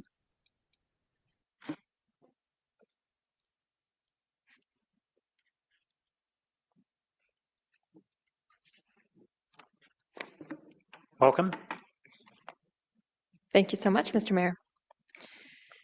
Chair, Mayor Sutcliffe, and members of committee, thank you for the opportunity to speak today. My name is Catherine Callery, and I'm the Vice President of Destination Development at Ottawa Tourism. I'm here to express Ottawa Tourism's support for the direction and the vision that have been set out in the Byward Market Revitalization Framework Action Plan, and to speak specifically to the tourism and economic impact that this project would bring. The Byward Market is a first impression for many visitors to Ottawa. They may be in Ottawa for a business event, or they might be meeting with government and staying in a central hotel. It might take them through the Byward Market each day for their meetings. Or they might be a leisure visitor exploring Ottawa, or a conference delegate staying at the Rogers Centre in search of dinner and winding up at the Byward Market as part of their visit to Ottawa. The Byward Market is not just a neighborhood. It's one of Ottawa's most recognizable and visited districts. When the market thrives, it directly supports local businesses, increased visitor spending, and strengthens Ottawa's competitiveness as a destination. This plan takes a methodical and phased approach to ultimately transforming underperforming public assets into high impact destination spaces. These are exactly the factors that influence whether visitors stay longer, return, and recommend Ottawa to others. The coordinated and phased approach of development presented safeguards the ability for businesses in these zones to continue their operations and minimizes the impact to the neighborhood as much as can be said about a project of the scale and scope of the proposed work here. So we do appreciate that. Overall, the approach brings with it immediate as well as medium-term and long-term benefits. So from immediate benefits, we can count visitor confidence and dwell time. So short-term actions like improving wayfinding, placemaking pilots, and the launch of the ACE district and enhancements to safety and cleanliness, these will quickly improve how people experience the market.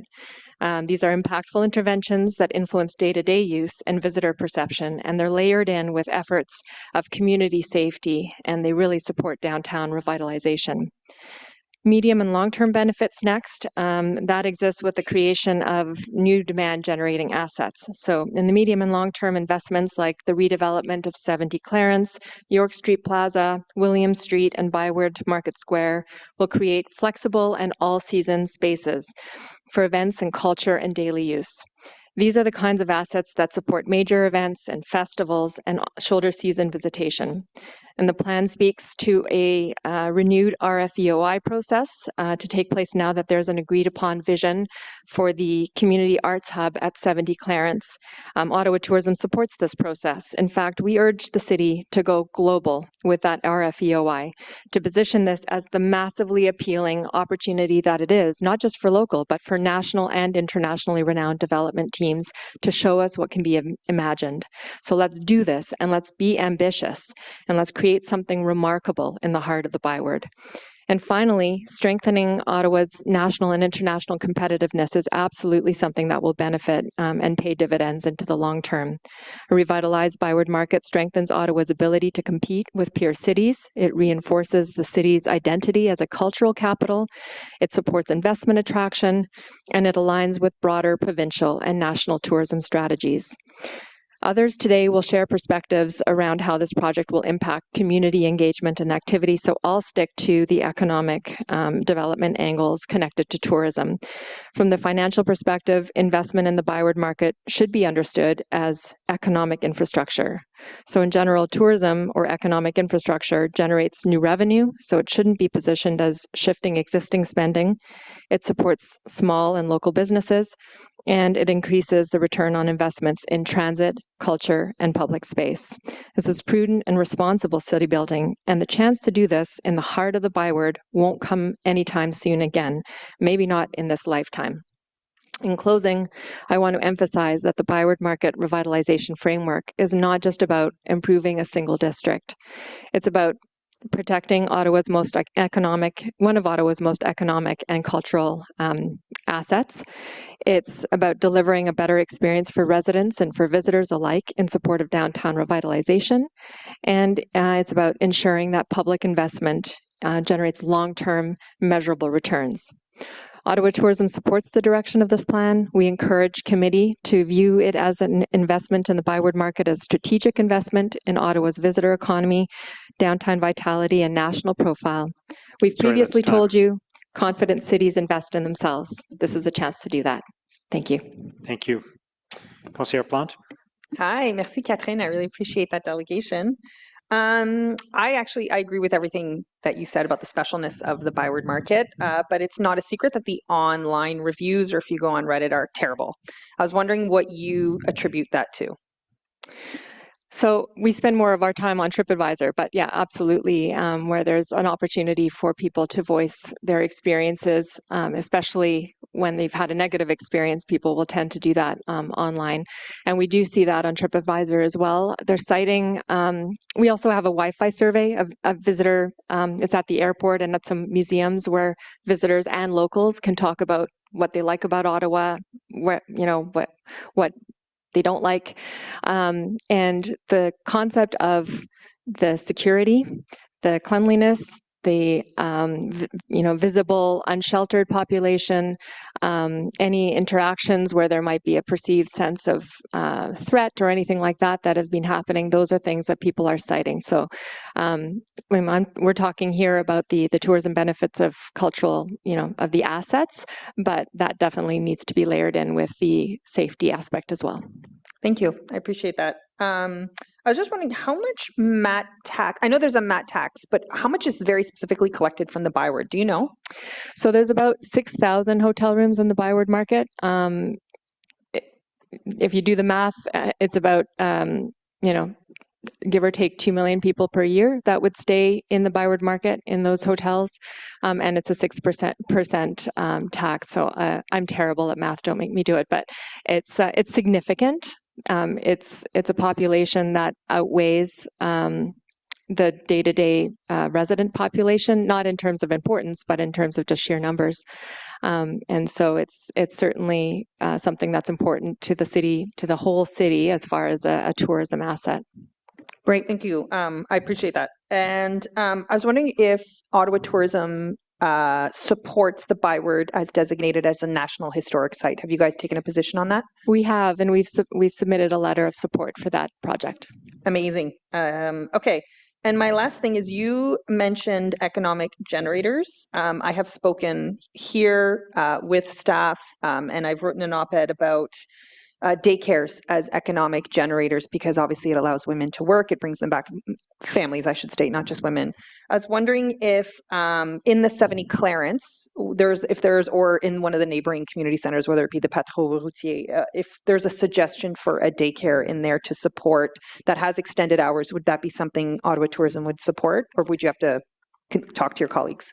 Yeah, I think we'd probably need to look at that. We definitely support anything that supports workforce development. So we know that, things that will support women or men who are looking for childcare as well, who work in the Byward market, would be important. But let's also not lose sight of the fact that this is, sometimes you can't be everything to everyone. And so if I haven't seen that particular suggestion in this report, but it doesn't mean that you can't find space for it, somewhere else if it's not within this report.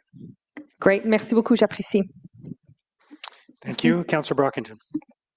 Thank you, Mayor, and thank you for your presentation this morning. Councillor Plant's first question was what I wanted to focus on, and that's to ensure Ottawa Tourism is aware of why people don't come to the market. So whether people do come and they don't have a positive experience, or people who choose not to come, that information is very valuable for us to focus our attention on. So I would have liked your presentation to address that, but you did mention security and cleanliness and unsheltered individuals and threats to public safety. So my question would be, do you believe the staff report addresses to Ottawa Tourism's satisfaction those issues?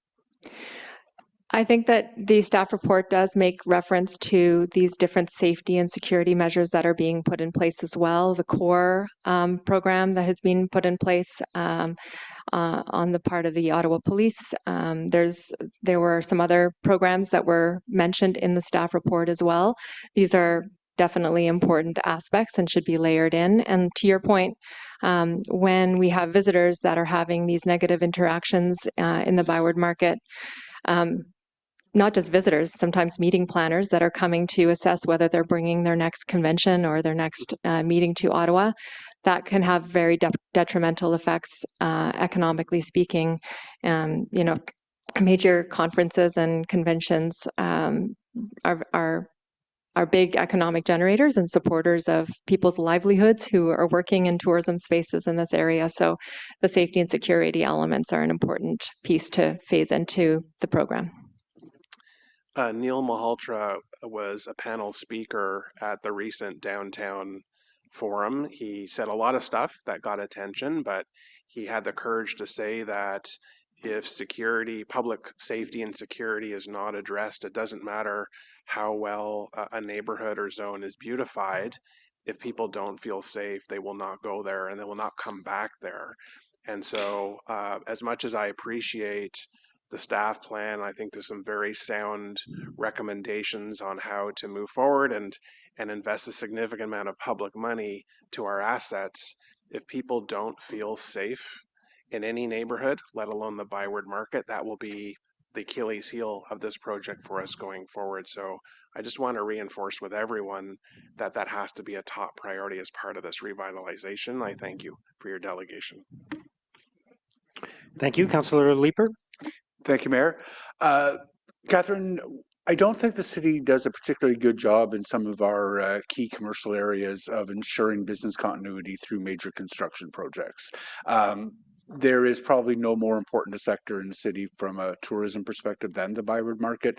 What would be your expectation of the city's role in ensuring business continuity and making sure that our attractions stay open, that the streets are accessible? You mentioned it in your presentation, but do you have a more concrete vision for how the city can help ensure that? Thanks for the question. I'm going to quote Mr. Todd Brown, who was just here and talking about predictability. I think predictability is such a theme around that particular topic of business continuity. I really appreciate that the report has this phased approach to the development that does allow for, you don't want to blow up everything all at the same time. So it's good to see that phased approach, but the predictability and the communication strategy back to the merchants and the businesses in that area will be so key. The role of the BMDA, of course, within that area to have that direct line of communication. So definitely see that will play a big role. And then might be worth looking at some of the business continuity measures that were implemented. Not that there are silver linings of COVID, but that was one thing that that we did well as a community and as a nation. In fact, looking at how we support businesses through periods of time when business might be very down. So maybe there are some lessons learned from that period of time that might be looked at as concrete measures. Thank you very much. Thank you. Thank you, Councillor Menard. Thanks very much. I wasn't going to say anything, but I just looked up the visits to the Byward Market recently, and they're high. It's not like they've been massively declining. They declined in the pandemic, like everything, and then since then it's been steadily growing back to nearly 2019 pre-pandemic levels, with the highest visitors since that time just recently in June and July of 2025. And 2024 grew a huge amount, 19% compared to 2023 visits. So despite some narrative out there that this is somehow a dead zone or that there's all these massive concerns, it still is a primary destination gathering spot with people of all walks of life that experience and utilize it. From a tourism perspective, what is it that you think will help most in this plan? I can't imagine it's like the underground parking that they're talking about, $51 million for an underground parking garage. I assume it's things like the hubs of activity that could come from that clearance parking garage, or some of the type of activities that, unique experiences that other cities don't have, like some pedestrianization of our facilities, farmers markets, the improvements to the market building, which I'm a huge fan of and used to go there every day for lunch when I worked at FCM. Just these are the fantastic things that we have to offer as a city. So from your perspective, what is it that will help increase tourism and more foot traffic, even more than we're seeing today, which is still quite high? Yeah, I couldn't agree with you more. That was really well put. And every person who delegates here today is going to have a different perspective on this. Ours is the tourism perspective. And so, yes, from a perspective of what's going to help most on the tourism front, and yes, it is a very important and bustling part of our city that is highly economic generating. It will be those revitalized assets. In the short term, those placemaking improvements, the improvements with the pedestrianization or the flex space, the York Street component, and then the assets that are going to provide a real unique Ottawa visitor experience, something that people have to take a picture in front of because they're just so beautiful. Those are the types of things that are going to impact the visitor experience when they're in that area, and that we're looking forward to seeing. Thank you. Thanks very much. Thanks, Mayor. Okay, thank you very much for your delegation and for answering those questions. We'll go next to Victoria Willitson and Sandy Smallwood from the Byward Market District Authority. Thank you.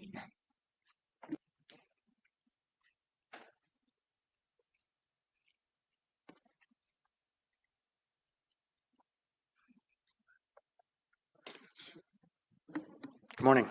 Good morning. Good morning. Morning, Mayor, and morning, members of the Finance and Corporate Services Committee. My name is Sandy Smallwood, and I'm with the Board of the Byward Market District Authority. I'm here for two reasons this morning. The first is to introduce our new Executive Director, Victoria Williston, and I will turn things over to her after I make one very brief comment, which is I'm here as the chair of the board, and I just wanted to say, firstly, how much we really appreciate the work that staff has done on bringing forward this report. I know it's been challenging, but we've really appreciated that as a board. And I also want to make very clear that as a board, we strongly support this staff report that's coming forward today. With that, I'll turn it over to Victoria. Thank you, Chair. Thank you, members of the committee. I will just echo what Sandy said. I am here to speak in support of the Byward Market Revitalization Framework and Coordinated Redevelopment Program that's outlined in the staff report. As Executive Director of the Byward Market District Authority, I do want to speak specifically about capacity, operational capacity and financial capacity, and why this redevelopment matters to our organization's ability to fulfill Council's mandate. As the BMDA was created to strengthen governance, programming, safety, coordination, economic vitality in the district, but right now much of our event and merchant infrastructure is temporary. We rely on rented generators, temporary servicing, and adaptable spaces that were never designed to host major programming. The rehabilitation of 55 Byward Market Square into a modernized, civic-anchored changes that. The York Street Plaza, designed as a flexible, people-centered celebration space, changes that. And the 2026 Placemaking Initiative changes that immediately. With permanent electrical servicing, water access, flexible hardscaping, and purpose-built gathering space, we do gain the ability, to expand our seasonal merchant programs, host higher caliber festivals and markets, increase winter programming, attract sponsorship that's tied to defined public space, introduce scalable vendor and activation fees.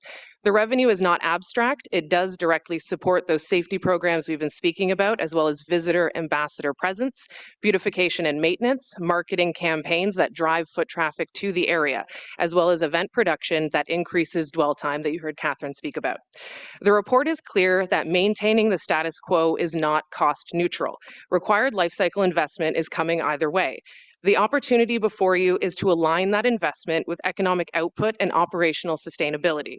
The aforementioned placemaking initiative, delivered in partnership with the BMDA, is especially important to our operation. It allows us to pilot revenue models in 2026 using adaptable elements while informing permanent design. That means we're not waiting years to see the impact. More activation means more families. More families means stronger perception of safety. Stronger perception drives foot traffic, and foot traffic drives business stability. That's how we break the cycle. The plan that's outlined in the report gives the BMDA the necessary infrastructure to operate at the level council expects and to reinvest locally generated revenue back into safety, programming, and beautification. So on behalf of the BMDA, we do strongly support this framework and the coordinated redevelopment program. Thank you. Okay, thank you. Councillor Leeper. Thanks. Sorry, I was trying to find the button on my screen there. Thank you very much for the presentation, and I'm fully in agreement with everything that you've said. I am just curious. I haven't delved super deep into the appendices, but the new public realm space, particularly on York, but also in front of the Byward Market building. Do you have an idea of the number of people who could be accommodated for activations? I would have to look specifically into that, but it is more than we have available now on the plazas, as we don't have a pedestrianized space. Okay, I'll pose that question to staff. But yeah, it certainly seems like it is a lot of people that could be accommodated. Yes. I'm wondering what the resources are that you would have available to program and attract those number of people in those big new physical spaces. Do you have the resources necessary to frequently attract events that could fill those plazas? We are looking into corporate sponsorship in addition to the base funding that the BMDA has with regards to programming, which is about $800,000 for this year. We're also working in partnership with an organization called Belleville Placemaking, as well as Air Commune. You may know them from the Centertown project that they worked on, to help the BMDA program and activate those spaces. We saw what happened when you close a street and it's not consistently programmed, and that is what we are going away from this year. So it will be consistently programmed. Okay. I didn't attend the, and I'm sorry, I can't pronounce it, the snowmobile event. That was a couple of weeks ago or a week ago? You're going to make me pronounce it? Barbagazzi. Thank you. Can you just give me some color on how full the public space was for that event? I've seen some pictures, but of course most of them are focused on the snowmobiles, rightfully so. We will be getting the specific numbers from our partners at Environics shortly, so a report will be coming out with just how many people were there. It was so packed that there was people there, I don't want to say wall to wall because there were no walls, but from Sussex through to Byward Market Square, all the way up to George Street. It was beautiful, it was packed. I myself waited 25 plus minutes for a restaurant to have lunch there. Every business was full, and I heard from Todd Brown, not to put him on the spot here, but he had one of the best weekends that weekend because of the foot traffic in the area. Amazing. Yeah. On a slightly different topic, business continuity through construction. I've taken a look through some of the plans. The city appears to be adopting kind of the same model that it always adopts, which is signs up that say, businesses are open. There will be communications to merchants. Sometimes we get that right, sometimes we don't. But it looks like a lot of the onus of trying to ensure business continuity is falling on the BMDA. How confident are you that you will be able to help those businesses prosper through the construction with the level of resources that you anticipate? Very confident. We would focus on marketing first, but when you think about the BMDA, we're an added layer of the conduit between the businesses as well as the city to ensure that there is that extra layer. If we do want to speak about specifics, anytime that we have communications that comes from the city, directly from the city to businesses in the area or merchants, the BMDA does add an additional layer, and that is going out and speaking with them individually in addition to sending emails. So we are very hands-on in the district. Okay. And that, I do believe, will assist with the business continuity in a great way. I take a look at some of the work that was done on Rideau Street and the loss of the merchants through there.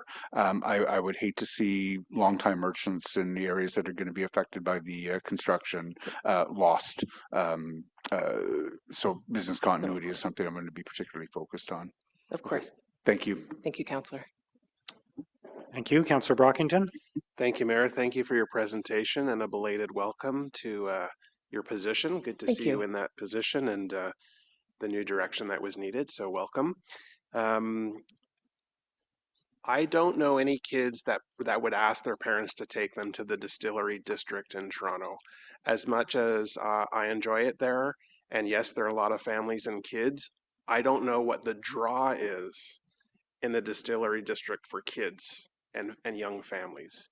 Conversely, when I think about the boardwalk in Halifax from the casino to Pier 51, you've got the Maritime Museum of the Atlantic, you've got the giant wave that kids climb on. There are more activities, purpose or not, that engage families and make it a much more enjoyable experience, at least in my mind, to walk that boardwalk versus the Distillery District. So to the Byward Market, what's the draw now for families with young kids to come down to the market? Why would children enjoy their experience there? And to direct the question to the staff report, where are we going to make it a more inviting, welcoming, viable place, destination for families in particular? Thank you, Councillor. I will address firstly within the report that Belleville Placemaking Initiative that I spoke to will have an anchor installation that is geared toward children. What that is right now hasn't been decided, but think of anything from a carousel or a small play structure. That is something that would be a daily driver to get those children into the area. Because when you think about it as a whole, there isn't something daily for children to do outside in the public realm. Public art, having a public art strategy like you were speaking about with the wave, having those things is incredibly important to bringing children and families down to an area to make them comfortable. And so I agree with you. Excellent, thank you. I've been a lifetime resident of this great city, and I've always thought that perhaps we're a little too snobby as Ottawa residents to think that the Byward Market cannot absorb or handle a haunted house, a Ripley's Believe It or Not type of draw for families to come down to the market. As we know, it's a great tourist destination. A lot of school groups visit, and it's such a high visited location to begin with. But if we want to shed the sleepy government town image that we're trying to shed so desperately, we've got to incorporate other sort of tourist draws either on Spark Street and or in the market. So I'd like to see that at least being considered, and I appreciate your comments as well about what's being considered already. So thank you. Thank you. Thank you. Councillor Plante. Hi, Victoria. Hi, Sandy. Thank you for being here today and taking time to come and talk about what I consider the crown jewel of Ottawa, which is the Byward Market. Victoria, I just wanted to give you the floor for a bit because I get asked all the time what the BMDA is. So can you just tell people, what is the BMDA, what is your budget, and how many employees do you have? Perfect. The Byward Market District Authority is a municipal services corporation. We are a nonprofit organization. Our members are council. So that is what differentiates us between a BIA, where their members are the businesses in the district. This means that instead of just having business interests, we have the interests of everyone involved, the tourists, the residents, as well as the business. So at times we do have to be everyone's everything, which, as you heard other delegates say, it is quite difficult to do that. We have an operating budget of $2.4 million, and we currently have 14 full-time staff, in addition to the Canada Summer Jobs Program, where we hire an additional 12. Those are the ambassadors that are out there that you see wearing the red shirts and the toques. And can you confirm that the BMDA does work not just obviously with our local vendors and residents, but you do work with external partners, say, for example, the NCC on things like Winterlude? Yes, we work with the NCC on Winterlude. We work with partners like Ottawa Tourism. We also do, because we're a nonprofit, we write grants, we receive grants, and that is directly reinvested back into the Byward Market. That is what I forgot to mention. All of the revenue that the Byward Market does receive is directly reinvested back into the district. Great. I have a bit of a niche question. There is going to be some renovations at Lansdowne coming in a couple months, years. I was wondering if there was any discussion about bringing some of those vendors back into the Byward Market, because one of the things I hear often is, oh, the sort of market aspect of the market isn't there anymore. And I was wondering if we had any sugar cubes to entice them to come to the Byward while those are happening. With the necessary infrastructure that I spoke about, I think that is the key to getting those vendors to come. We don't have any indoor space where they can vend and do their business from, and we don't have the power externally in order to help them with their operations. Very true. I hear that often as well. And we did touch upon kids a little bit, which I think is the untapped market of the Byward Market. I think if we put things in there for them to stay, the families would stay longer as well.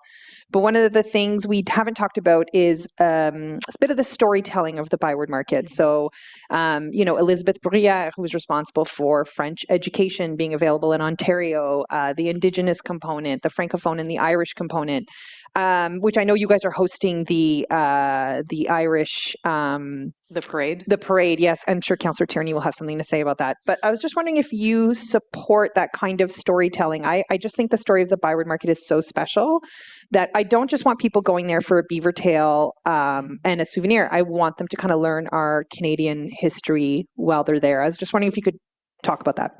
In my previous capacity as the marketing and communications manager, one of the things that I implemented was a gallery history walk in coordination with the Bytown Museum. So on the second floor of the Byward Market District Authority, the building, you can actually go upstairs and walk through the history, and it does also touch on the Byward Market Public Realm Plan. That is one of the angles there. As in addition to that, with the Belleville placemaking, there is a wayfinding component, and the ACE District that I'm sure will be spoken about a little bit later also incorporates those elements of storytelling into the district. Appreciate that. Merci beaucoup, and thank you yourself and to the board for all the hard work you do. Merci beaucoup. Thank you. Merci, Councillor Troster. Thank you so much. Congratulations on the new job. I was so pleased to see that you'd be taking on this role. And I know you have a small child because I've seen you in Centertown with your adorable kiddo. And I can speak as someone who raised my child downtown. She did summer camp at the Ottawa School of Art. We would go for ice cream after. The Ottawa Art Gallery has free childcare on the nights of art openings, which is amazing. And now that she's a teenager, we were down in September when you did that incredible acrobatics spectacle in the market, and it was very, very cool. So I just want to congratulate you on all of that work. I would say that the work to attract families is happening, but it's very funny because completely separate from Councillor Plante mentioning it. When I had my staff briefing, I mentioned we should have a feature play structure on York Street, and also maybe something to appeal to teenagers who come down and just want like cool places to hang out. I think that could be great. I asked this question a couple of years ago to the previous executive director. We often hear about the transition in the market away from food stalls, that the nature of like food markets have changed in the city and they're mostly decentralized. There's lots of communities that will have one day a week. Is there a plan for how to attract more food vendors, more produce, more of that old school market feeling to the Byward? not to get super boring, but putting those policies in place is something that is top priority. And I have been working, with Todd to put in those farmers markets. We do have a 7-day-a-week operation that you'll see on Byward Market Square, but to increase that is something that is part of what I'm hoping to do with the BMDA. But again, we do need that infrastructure, which is part of the Belleville placemaking project. I know that I'm focusing on the immediacy, but for my operation, we do need those immediate infrastructure to put in place in order to make those things happen. That's great. And also, if you want to ever come and talk to my office about the Street Seats program, about the activations that worked, the ones that didn't work, we're always open. Something I've strongly advocated for is that you need to have the built-in programming with any of these public spaces, especially in areas where there's some challenging social dynamics. It really keeps the dynamism, it keeps the eye on the street. And if you look at the statistics that came out of Street Seats in Centertown, it also significantly increased the sense of safety in the neighborhood, because when you bring in a more diverse group of people and when you keep the space active, it becomes less of a target for some of the social challenges that we have. So very happy to work with you and with Councillor Plant on lessons learned, because we'll also be expanding our Street Seats program into Chinatown this summer, which is very exciting. So congratulations. I think this is all very exciting and I'm very happy for your leadership. Okay, thank you. Thank you both. Appreciate it. Thank you. We'll go next to Warren Waters.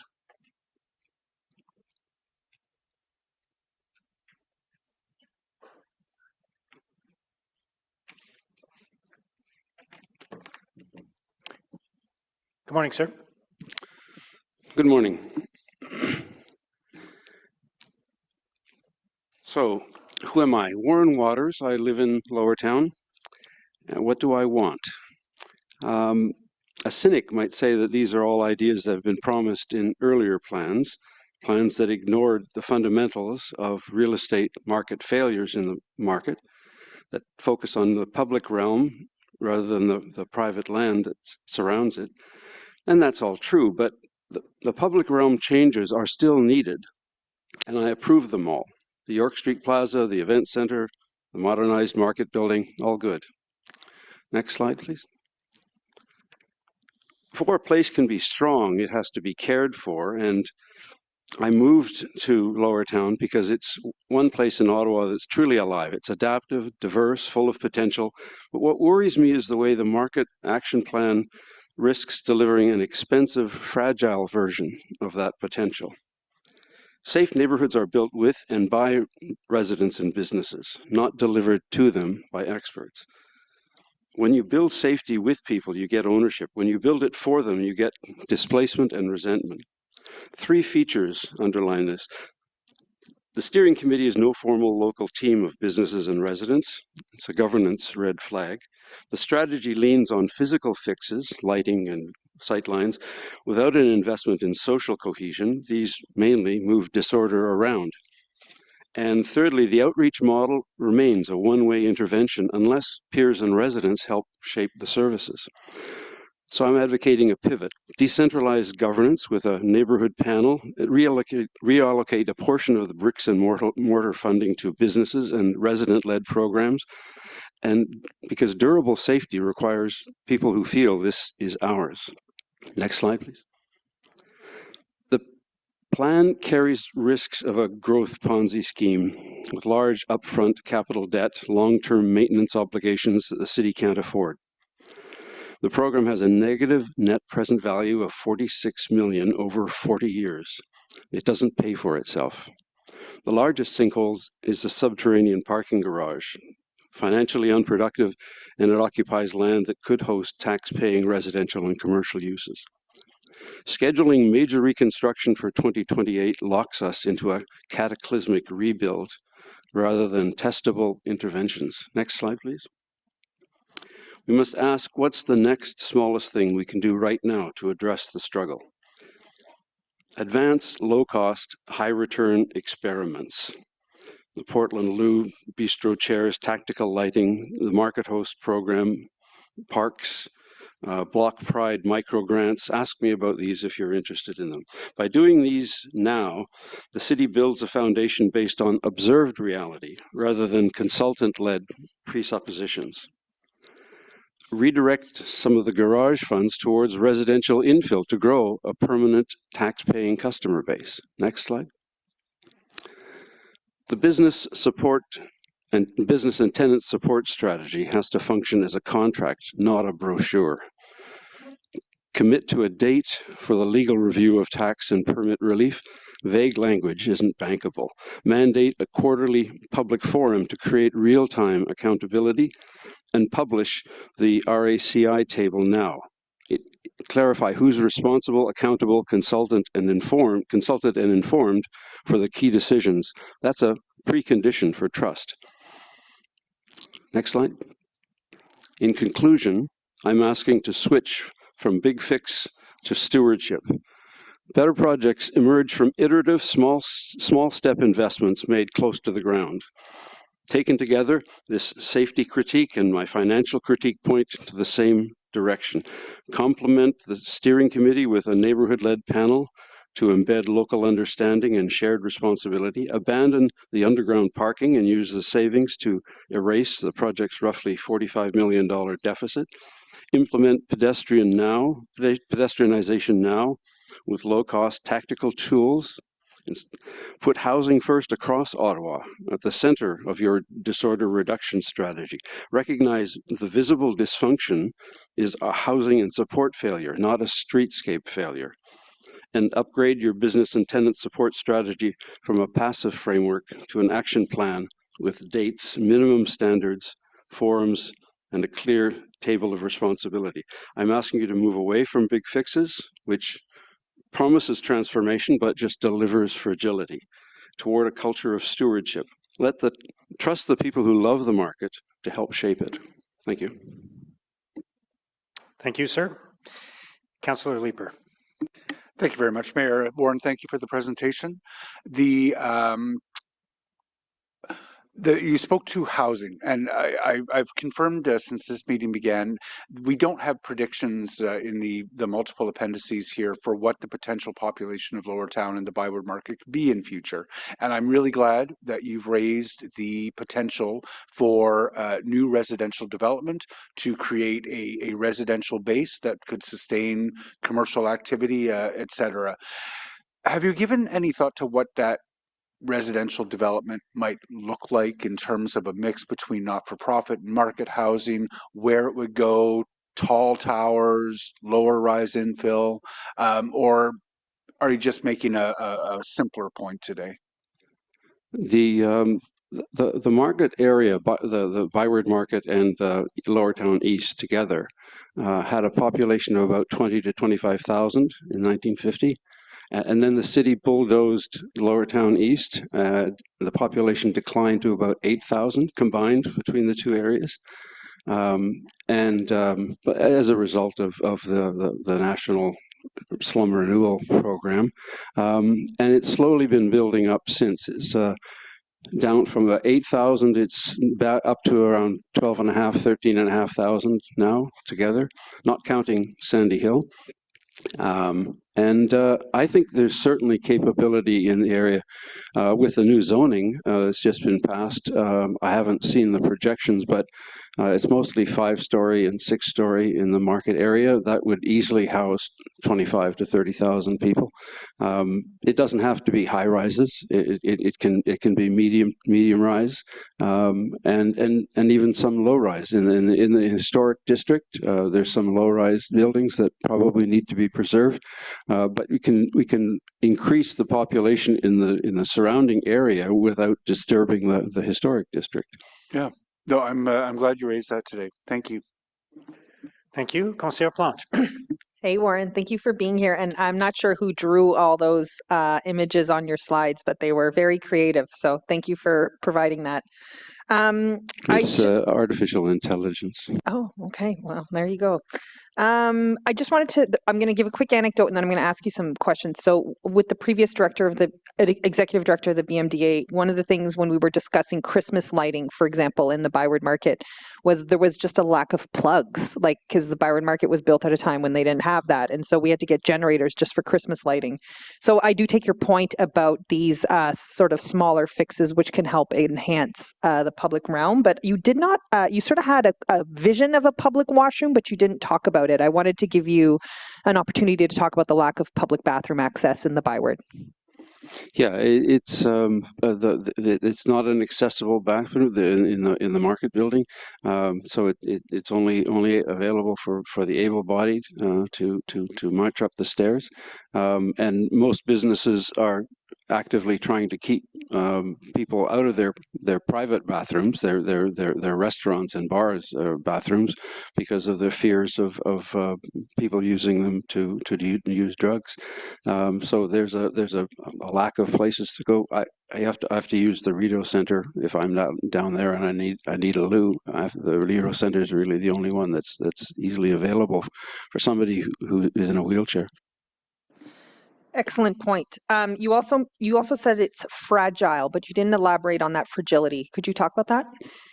The number of risks that are in this plan, I lost count when I started making a list of what are the possible risks. There's a lot of assumptions built into this, and the biggest one for me is the city needs to pay to maintain these new investments. And in order to do that, it needs to generate tax revenue. And I don't see this as generating enough tax revenue without accompanying increasing housing and increased business tax generation. I don't see it being able to use those taxes to maintain these new assets. So the assets will again deteriorate like the current ones have. Great. One of the things that we, because in our briefing about it, we did talk about the Regent Park revitalization in the Toronto area, and that was due to something called a community benefits framework. I'm just wondering, I know you can't speak on behalf of all of LCA, but is that something you think they would support, a community benefits framework? Because I always say that Lowertown is the residential part of the Byward Market and the Byward Market is the commercial part of Lowertown. Do you think that's something that the LCA would support? Well, the LCA is a member of the Ottawa Community Benefit Network, and I'm not here representing the LCA now, so I can't speak for them. But I personally think that community benefit agreements are a way to provide more certainty for developers as well as the residents, because it puts it in plain language what it is that both sides are committing to. Excellent, thank you. And my last question, well, it's not really a question. I'm going to try and get some information because you brought up a great point about the parking, the underground parking. So I'm going to try to get some information as to how much money the one at Lansdowne makes. Now, I've only parked there once and never again because it was so expensive, but it was full. It was completely to capacity. So I'll try to get some information for you and get back to you because I'd be curious to know how much money it makes and what that looks like. Thank you. Thank you very much, sir. We'll go next to Tara Shannon from the Ottawa Festival Network.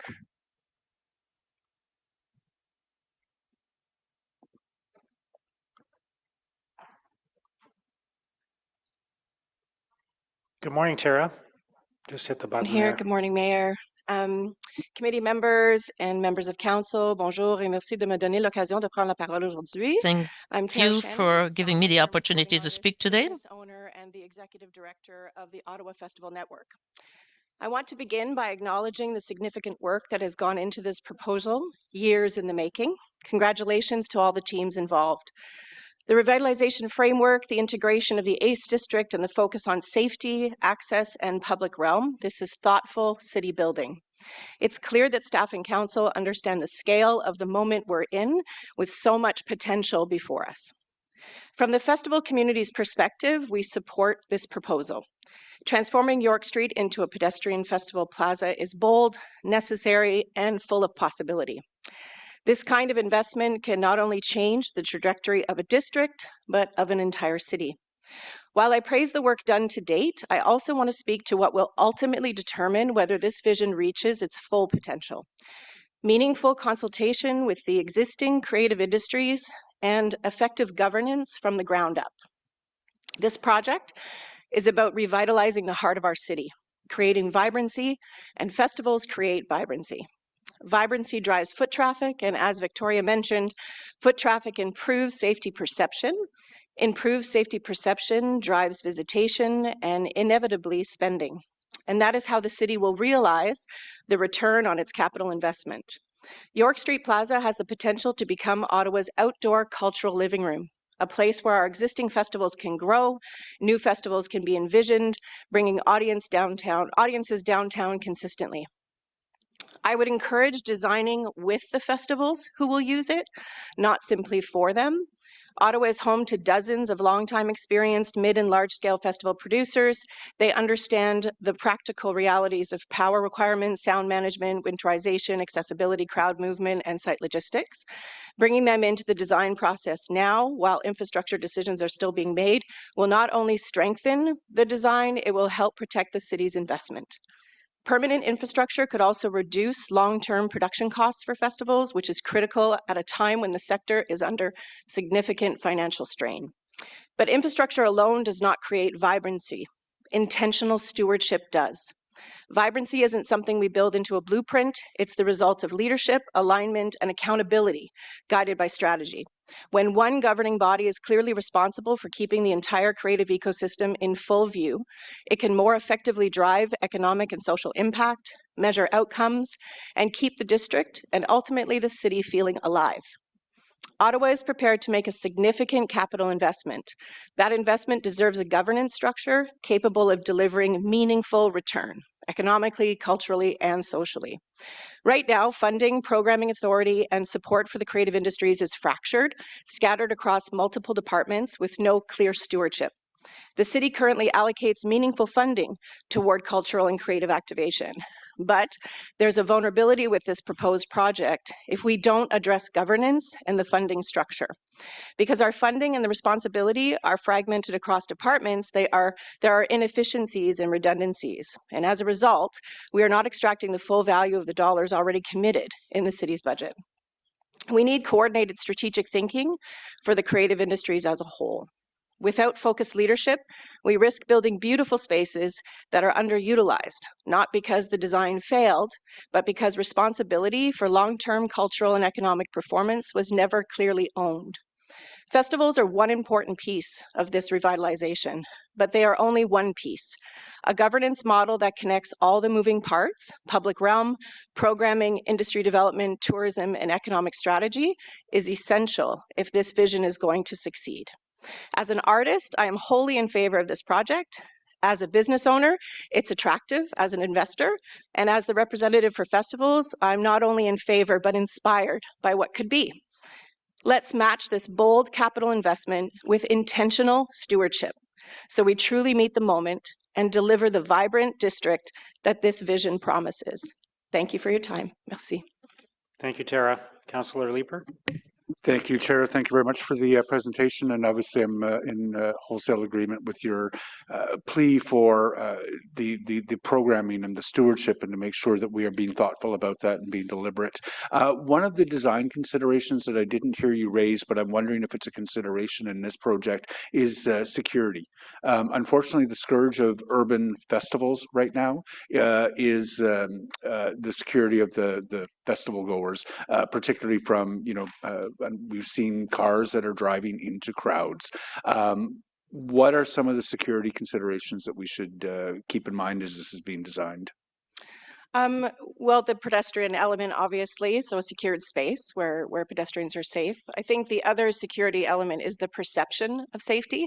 So we have our actual safety, our perception of safety, and then also if people intending to come down to the space are not as familiar with the social issues or don't have an understanding of them, it can evoke emotions of being uncomfortable all the way to being fearful. So I think when we're talking about safety, we're talking about a multi-layered issue, and that we need to come at the problem not with one blanket solution, but understanding the depths of what that is.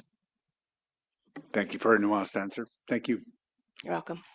Thank you. Councillor Plante. Hi, Tara. Thank you for being here. Et merci aussi d'avoir dit quelque chose en français. J'apprécie toujours ça quand Thank you for saying a few words in English. I always appreciate that. So So just to sort of touch upon a couple things. So one of the things I'm probably going to be putting forward is a plan for bollards for the Byward Market. So we see them around the American Embassy, we see them on the Hill, we have them up front here at Festival Plaza, and they are a great way, especially the retractable ones, to address that security component. And you can have, like, emergency services can have buttons so they can just come down as ambulances and police are going through. Like, it's not, they're not up forever and they're not that hard to kind of bring up and down. So I just wanted to point that out because I do think it's important, as Councillor Leeper said, that people do feel safe and that there is an element of security when they're going to events, because that has been weaponized in other areas to try to get people to be fearful. And I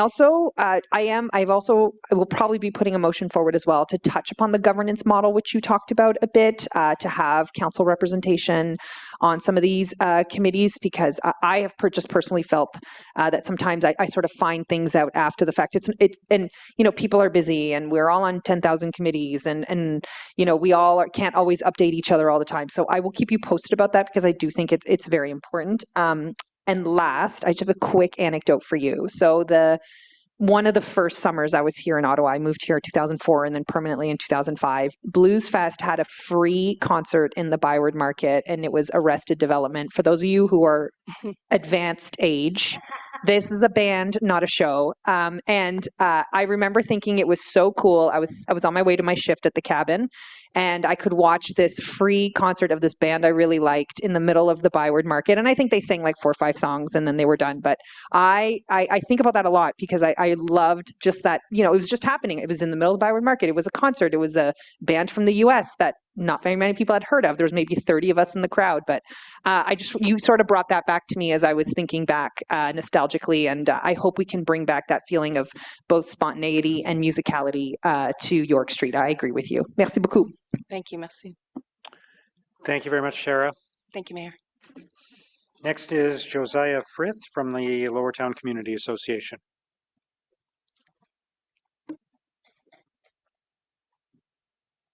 Thank you. Good morning. Good morning. You guys have a slide up there, but I think I'm going to stick with a slightly more serious speech that I prepared. As you mentioned, I am here to delegate for the Lower Town Community Association, Chair and Member of Committee. I want to begin by acknowledging the ambition of this proposal. As a business owner and a resident of the Lower Town for nearly 30 years, and as a former co-chair of the Byward Market BIA when this original public realm was introduced in 2019, I am very familiar with the full scope of that vision, not just the portion before us today. We supported it then, and we still believe thoughtful investment of the public realm in the Byward Market is important. Improving streetscapes, restoring heritage assets, enhancing gathering spaces, these are worthy goals.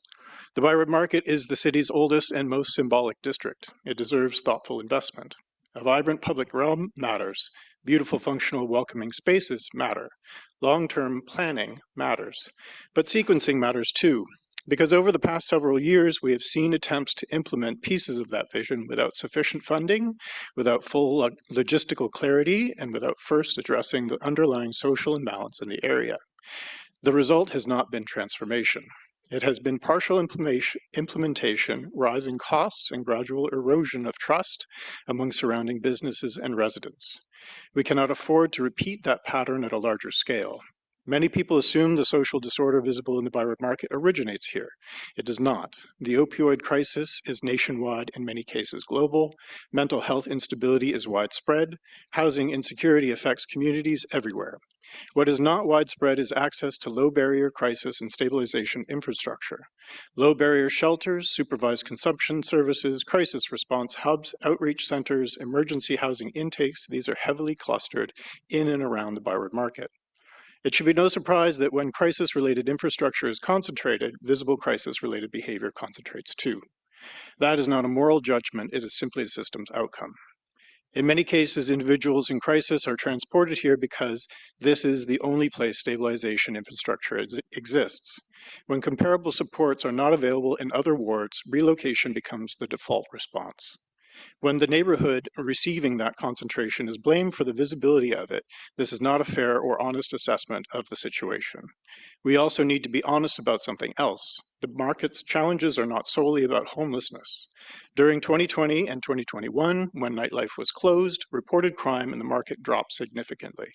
In 2022, when nightlife resumed, crime rose sharply. At the same time, the fentanyl crisis intensified across the country. What this tells us is not that one group is to blame, it tells us concentration and interaction matter. High densities of late-night alcohol venues combined with concentrated crisis infrastructure in a very small geographic area create pressure. This is not a single cause issue, it is layered. The market today functions simultaneously as an entertainment district, a crisis services hub, a heritage district, and a residential neighborhood, all within roughly 6 to 8 blocks. That degree of functional layering creates volatility. If we want stability, we must address balance, not scapegoats. This plan proposes nearly $200 million in long-term public realm transformation, yet it does not include a ward-by-ward inventory of low-barrier crisis infrastructure, a geographic equity framework for future placements, or even measurable reduction targets for visible disorder in the market. We are redesigning the surface while leaving the underlying structure untouched. Parents in other wards must often say they're afraid of what it would mean for their children to live near visible addiction or homelessness. Our children already live with it. They see the ambulances arriving daily. They see people in visible distress. What they are learning is not that vulnerable people are the problem. They are learning that some neighborhoods are expected to carry what others are not. They are learning that compassion can be centralized. Providing solutions in all wards does not spread disorder, it reduces concentration. It allows people in crisis to stabilize closer to their own communities. It reduces forced relocation driven by service scarcity. And we must resist the temptation to treat concentration as a policing problem. Enforcement alone cannot resolve structural imbalance. Revitalization cannot mean fortifying one neighborhood while leaving the distribution of responsibility unchanged. This is not a call to stop everything. It is not a call for another study. We already have the data. We already understand the dynamics. Burdens are lighter when they are shared. Stabilization must precede transformation. Solutions in all wards must come first, then build on that foundation. Thank you. Thank you very much, Mr. Frith. Conseillère Plante. Hi, Josiah. You really do represent both the business and the interest because you were both living in the Lower Town area and you have your business in the Lower Town area. So I just kind of wanted to give you the floor. What do you think should be the representation of residents and businesses in this new phase of the Byward market? What should be the input that they're able to provide? Well, having been on both sides, as you say, businesses are fairly well represented. Residents never are. It's very kind of the city and the mayor to count the 3,000 people inside the Byward Market, but we are 13,000 in Lower Town and 12,000 in Sandy Hill. The Byward Market is their shopping center. You know, we've lost an inordinate number of daytime businesses in the 30 years that I've lived in the Byward Market. It is no longer a shopping district that serves the community. It is now an entertainment district. Okay. And you talked about a ward by ward sort of bilan, or like looking into how many social services are in each ward and how we can better equitably distribute that. I was just wondering, this is something the LCA has been asking for quite some time. I wanted you to kind of expand on that because I know you are very knowledgeable about how social service should be better delivered. So I just wanted to kind of give you the floor to better talk about that.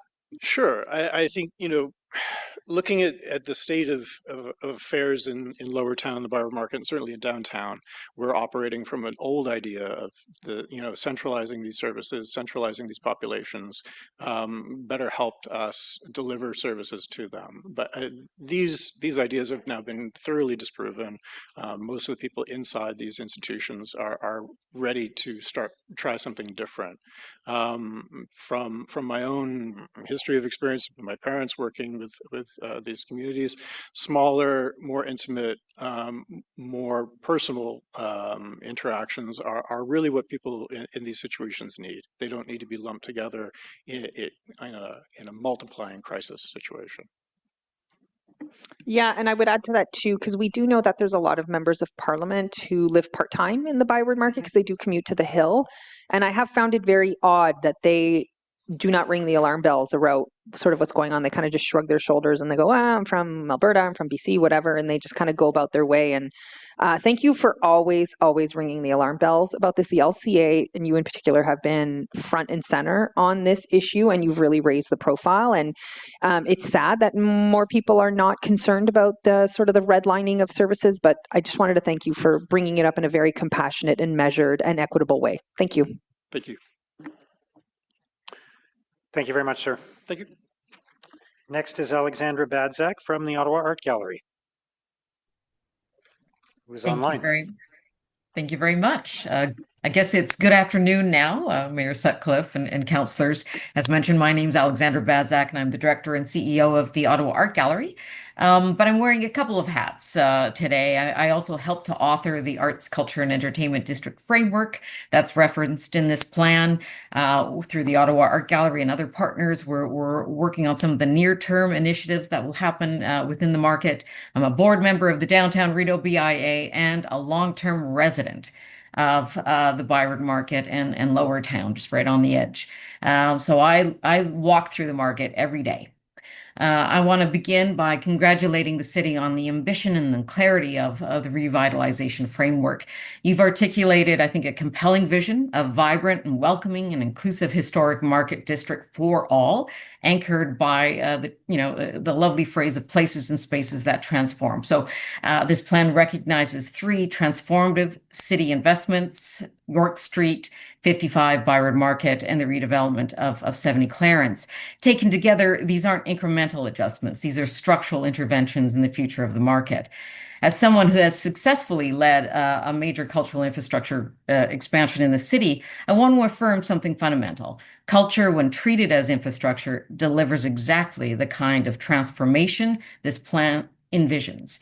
The Ottawa Art Gallery expansion leveraged municipal infrastructure to unlock federal funding, provincial support, corporate sponsorship, and philanthropy.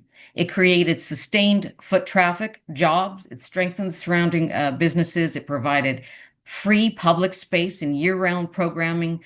It improved animation in the area and contributed to a sense of safety and belonging. This was not simply a building project. It was a city building project. And that's why I'm particularly encouraged by the vision for 70 Clarence. As described in the plan, it has the potential to become a landmark for arts and culture, connected directly with the York Street Plaza, space for exhibitions and performances and art training and incubation and community programming. And using 70 Clarence as an example, I would encourage some careful framing of the financial lens. If we evaluate cultural space primarily through market rent comparisons, we undervalue its full civic return. Cultural anchors operate more like core municipal infrastructure, libraries, recreation centers, major parks. We invest in those assets because they generate public value, tourism, economic spillover, tax-based stability, daily animation, and district resilience. So to be clear, we're not talking about a handout. Credible cultural partners at the 70 Clarence venue would be expected to bring capital from other levels of government. They would leverage private philanthropy and corporate sponsorship. They would generate earned revenue through programming, rentals, partnerships, and events. Municipal participation becomes the catalyst that unlocks additional capital, sustained economic activity, which will ripple across the market as a whole. So that is disciplined public investment. It is the same principle governments use when supporting other strategic sectors because the return is broader than lease rate. I would gently note that when we reference other projects outside, like the Ramey Art Gallery or the Art Gallery of Ontario, we should just account for their decades, benefiting from decades of sustained public investment. The Ottawa region is unique in its competitive environment from a cultural perspective because of the national aspect. And so we just need to calibrate everything to our local ecosystem. Now, the good news is that the ACE framework developed an extensive consultation outlines a Made in Ottawa path forward. It identifies leadership capacity in music, festival, visual arts, creative, digital creation, and entertainment. The sector is ready to collaborate and to grow in alignment with the city's public realm and economic objectives. And as the market approaches its anniversary with a National Historic Designation under consideration, the opportunity before you is significant. You have articulated a vision rooted in cultural identity, welcoming spaces, and safety and transformation. My encouragement is simple. Continue to treat culture not as a tenet, within that vision, but as a civic partner to deliver it. Thank you. Thank you very much for joining us today. Conseillère Plante. Bonjour, Alexandra. Thank you for being here. You also, when you were saying your titles at the beginning, you forgot to add that you're Order of Ottawa recipient. I just wanted to make sure everybody was aware. Okay, so you were recently featured on a panel with the Ottawa Board of Trade, and I sort of snarkily remarked to some of my colleagues that you were one of the only downtown people who lives downtown, talking about the downtown, advocating for the downtown, etc. And that's not to say that, it's not worthy to have these discussions. I always feel like these downtown voices are missing. So I was just wondering, because you touched upon the different levels of government, what investment would you want to see from the provincial and the federal government into the Byward market, either from a culture, social services perspective, because you live this reality every single day like I do? Absolutely. So I think the social service aspect is something that I'm not going to bring a great deal of expertise in, but certainly I would expect that there are 3 levels of government who are helping to solve some of the challenges that we see. From a cultural perspective, I can speak as a cultural anchor. We work within a multi-layered, multi-governmental reality every day. That's an expectation, as is a leveraging of those dollars with private and corporate dollars. So my expectation is that that's going to be the reality moving forward. We need to see all 3 levels of government impacting into these amazing spaces, and we need to unlock the amazing talent that we have here in Ottawa, Ottawa-made talent that is ready to take leadership on those pieces. They're complex, but we've got the leadership around the table to affect positive change. Great. And I had one last question because back in 2022, when I was campaigning, I remember I came to the OAG and you very kindly gave me a tour and sat me down and we talked a lot about the challenges of the area. And I don't know if you remember, we were on that sort of porch and the trucks that were whizzing by were making quite the ruckus. So I just wanted to use that opportunity to remind everyone that, we need all kinds of infrastructure investments, including getting help with the truck corridor. We're never going to fully remove trucks from downtown, but we do need help with the truck corridor. And I just wanted to thank you, Alexandra, for all the time you take to talk to people, hosting people, spotlighting local artists. Innumerable amount of times I've gone to the OAG to discover someone new from the area, only to find out, they went to De La Salle or they went to Canterbury. And thank you for all the work you do. Again, you are an Order of Ottawa recipient, so please include that in your title. Thank you very much. Thank you, Alex. Appreciate it. Melanie Brulé is next from the Ottawa Music Industry Coalition. Good afternoon, Melanie. You just have to turn on your mic there. Thank you. I always need supervision. Salut, Monsieur le Maire and the members of council. As the Executive Director of the Ottawa Music Industry Coalition, I'm happy to see you again since the Downtown Forum, where Suling generously suggested that we're making Ottawa cool. I promise we're trying, and thank you for the opportunity to speak. I represent the artists, technicians, and thousands of creative entrepreneurs who contributed $60 million in annual GDP in 2021. Today, we're launching the first phase of a new economic impact study of the music sector, and I expect that we're going to see that number has grown as live events and production activity have increased across the city. We support revitalizing the Byward market. I'm encouraged by the plan. I agree there's a need for a cultural anchor within it that is bold, innovative, inviting, and financially viable. If we're serious about being a music city, we must recognize that the scenes do not come from spaces alone, but they're built through density, affordability, and people being able to work and build careers in proximity to one another. Large venues like History by Live Nation will bring scale in touring artists, and that's positive. Scale matters, but only if we build only at the top of the pyramid, we risk thinning at the base that holds it all up. Last night, Algonquin College's Board of Governors decided to eliminate 30 programs, half of which affect events and tourism, including the music industry arts program. The loss of that program alone removes roughly 90 youth and workers from every year from Ottawa's live events and music workforce pipeline. These are the future technicians who staff these festivals, conferences, events, and spaces, and I wonder how we're going to mitigate that risk. We've seen what happens when we invest intentionally in economic sectors. The city invested in Invest Ottawa, and now they're leading bids that could bring billions of dollars into this community. Imagine applying some of that coordinated ambition to culture and music, not as entertainment, but as an industry. Music and events are embedded throughout Ottawa, but we don't really have a true home. We need a Bayview Yards for the creative industries to grow companies through shared office space, export development, mentorship, and business scaling. If we plan accordingly, the Byward Market can house a downtown creative workforce and innovation hub where training, mentorship, paid placements happen in real time, embedded within live programming. People gather where creativity lives. We see this in all major capital cities. Cities like Nashville and even London, Ontario have aligned tourism tools and economic development strategies to grow the music as a sector.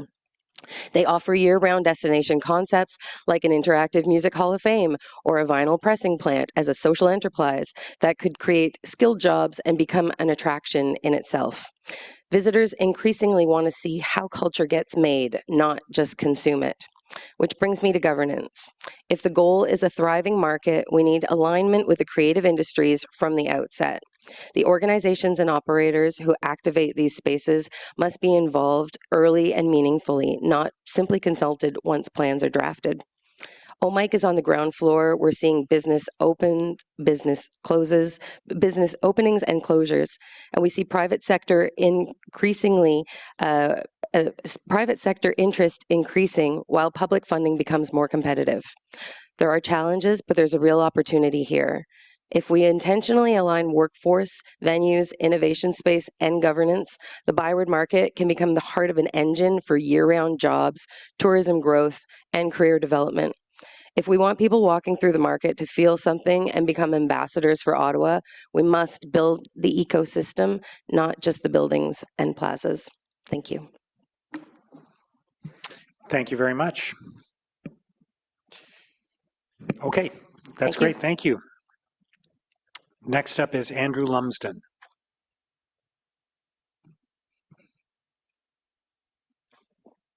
Andrew Lumsden. Oh, there we are.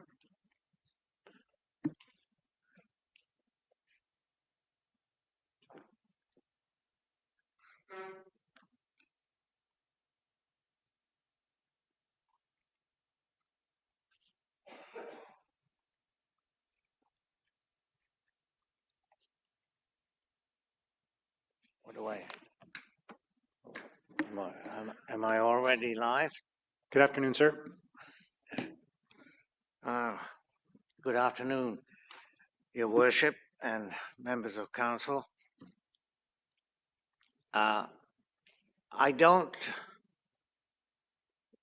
belong to any organization that I'm representing, but I like to think that I'm representing the homeless. In fact, I almost talked a homeless person to make a delegation here today. But at the last moment, he contacted me to say, no, he couldn't. And I know why. Because he was afraid of getting blacklisted by the shelter he sleeps in. Before I get on to the subject of homelessness, which is, I thought, since I've heard so much about parking, and the need for parking. And then a member of staff referred to Sheffield, which is an industrial city in Britain, in England. There's another industrial city in the heart of Britain called Birmingham. And what Birmingham did, much to the consternation of shop owners, businesses, they closed the center of the town and made it entirely pedestrian.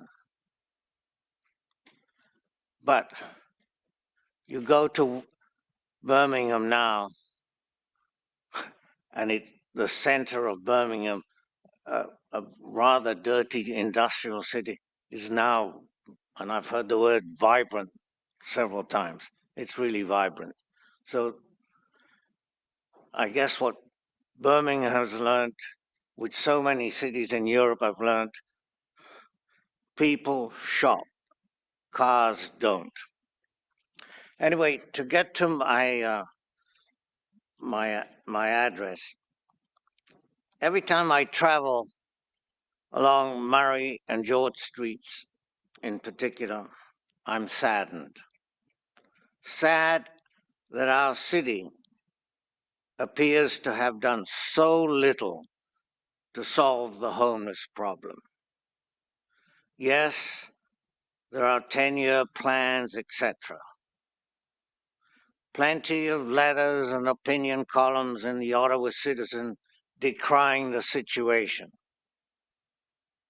However, the number of homeless appears to increase day by day.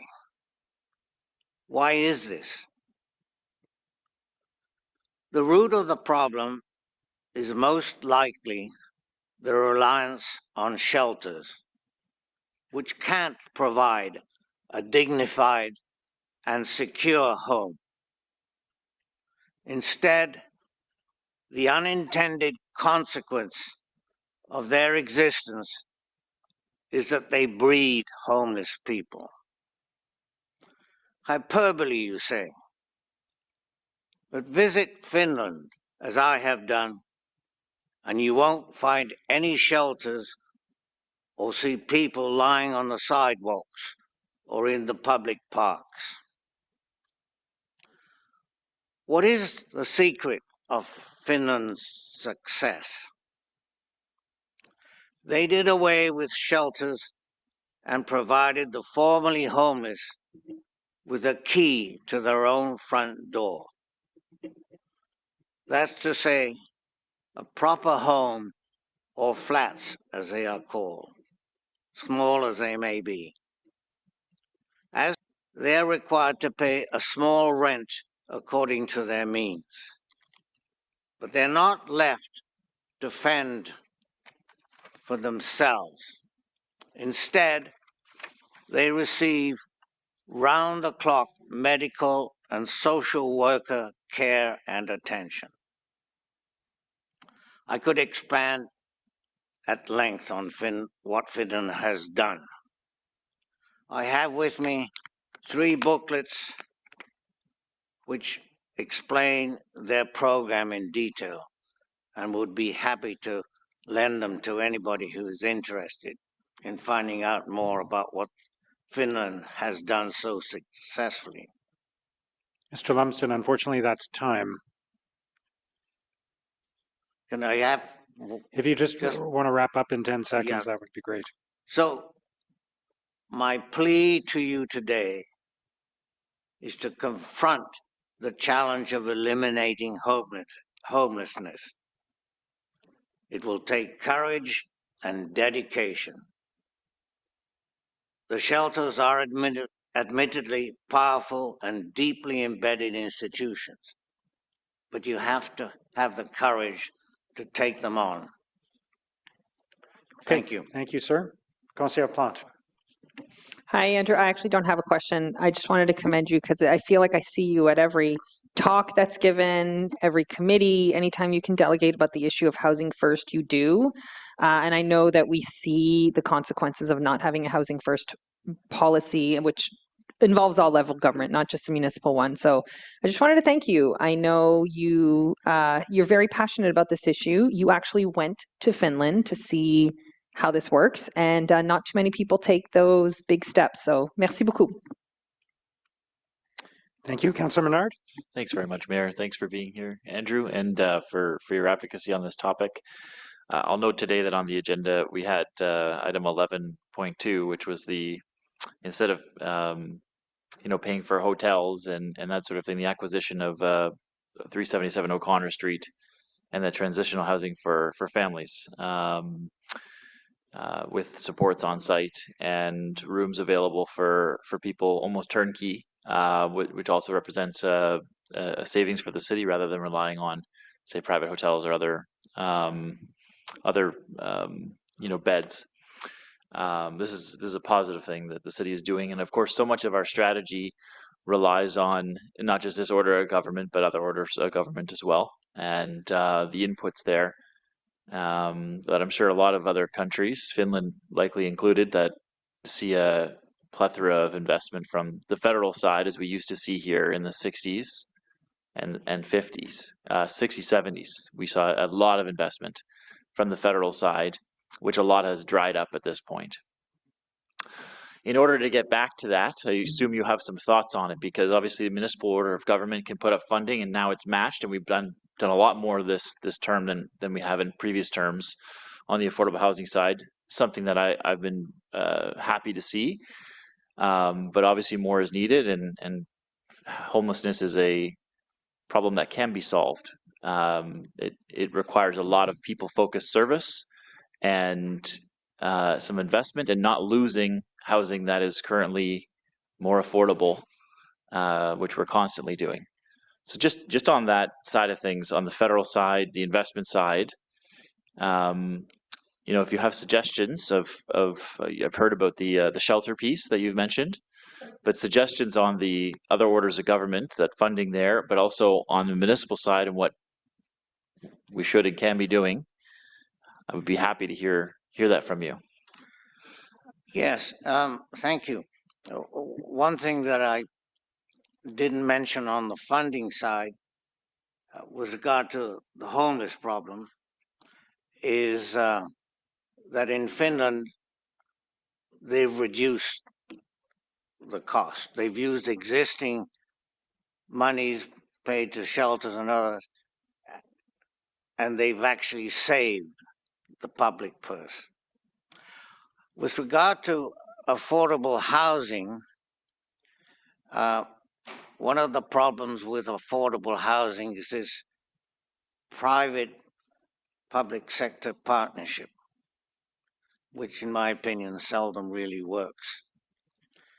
But Paris, now the city of Paris owns 60% of the affordable housing. That is an incredible achievement.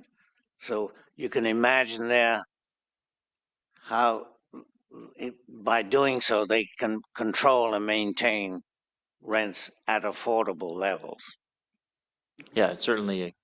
I'd like to see the expansion of a public developer here. We obviously have OCH, but the expansion of that here could only help. And when you start to take the profit out of housing, co-op, not-for-profit, or mixed-use housing, where there are mixed incomes paying different amounts, you start to get results. I think we're just at the cusp of that now, and there's a lot of good examples of modular housing and other things that really work in different areas, and that the problem is solvable. The mayor's made a commitment around youth homelessness by 2030. I'm excited about that. We need to see the investment come with that, and I'm hopeful that we get on a better path here. So anyway, just appreciate your delegation. We're getting off the topic of market, but obviously there's a lot of overlap there, and appreciate what you've been saying. Thank you. Thank you, Councillor Menard. Mr. Lumsden, thank you very much. Thank you. Next is Andrew Fay from the Ottawa School of Art. Good afternoon, Mayor Sutcliffe, city councillors, and committee members. My name is Andrew Fay, and I am the Executive Director of the Ottawa School of Art. I'm here today to express the school's support for the proposed redevelopment at 70 Clarence Street and to provide context for our interest in this project. The Ottawa School of Art, established in 1879, is a not-for-profit visual arts education institution serving children, youth, adults, and seniors. Our core mandate is to serve Ottawa and Gatineau residents through year-round classes, workshops, youth programs, and public exhibitions. Many of our students attend weekly and consider OSA part of their regular routine and community life.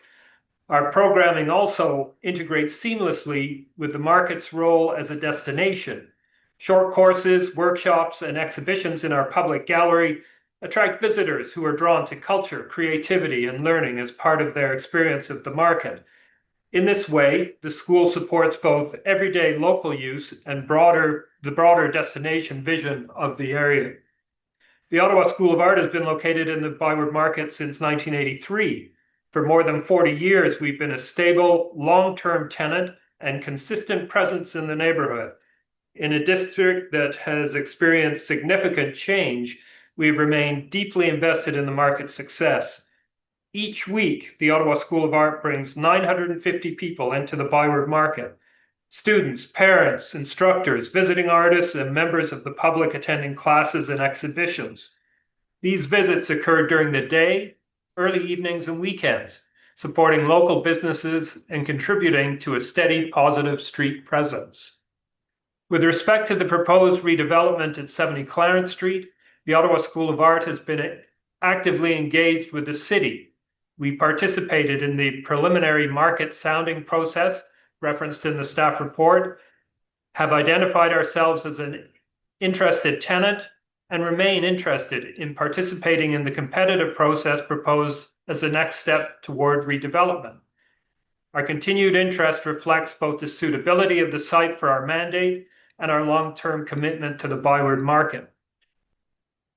Should the project proceed, relocation to 70 Clarence Street would allow the Ottawa School of Art to increase enrollment by providing modern, purpose-built studios that expand capacity, enable new and in-demand programs, and improve the overall student experience.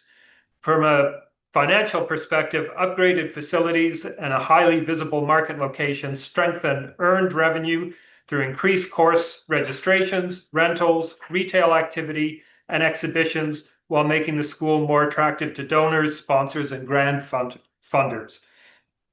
We also have consulted our community. In a recent membership survey, a broad majority of respondents expressed support for relocating from our current location to the proposed 70 Clarence Street site, indicating that our members view this development as a positive step forward for the school and for its continued role in the market. In closing, the Ottawa School of Art supports the 70 Clarence Street redevelopment. We recognize the importance of thoughtful investment and renewal in the Byward Market and believe that well-considered mixed-use development is essential to its long-term vitality.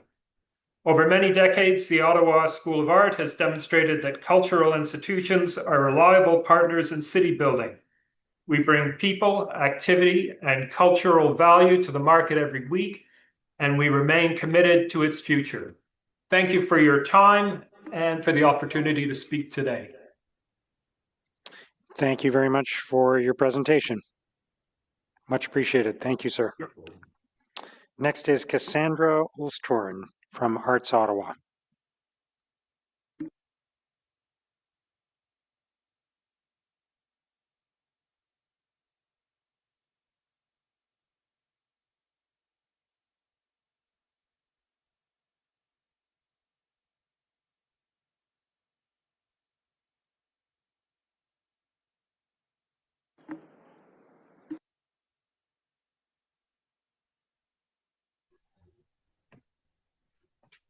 Hello, good afternoon. Hi, good afternoon. Thank you for the opportunity to speak today. My name is Cassandra Ulstorn, and I am part of the co-leadership team at Arts Ottawa. I'd like to build on my colleagues' comments from earlier this morning, grounded in our collective core principle that the arts and art spaces are vital civic infrastructure. Space is not neutral, arts are not neutral, arts are essential. The way we design, allocate, and price space in the market will shape not only our economic outcomes, but who belongs, who participates, and who thrives downtown. Staff have identified 3 key redevelopment objectives: economic vitality and small business growth, destination appeal and cultural activation, financial and operational sustainability. I want to suggest that accessible creative space directly advances all 3. And flag early in this process that the risks outlined in the key findings and financial business case around the revenue targets for proposed sites and their operational viability.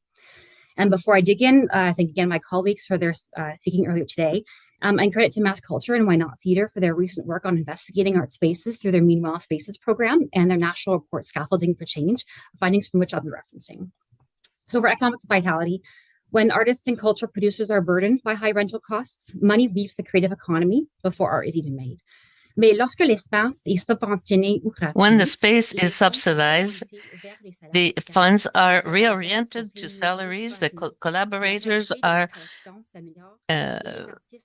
benefit, and artists can develop a portfolio that gives them a good way to participate in a festival.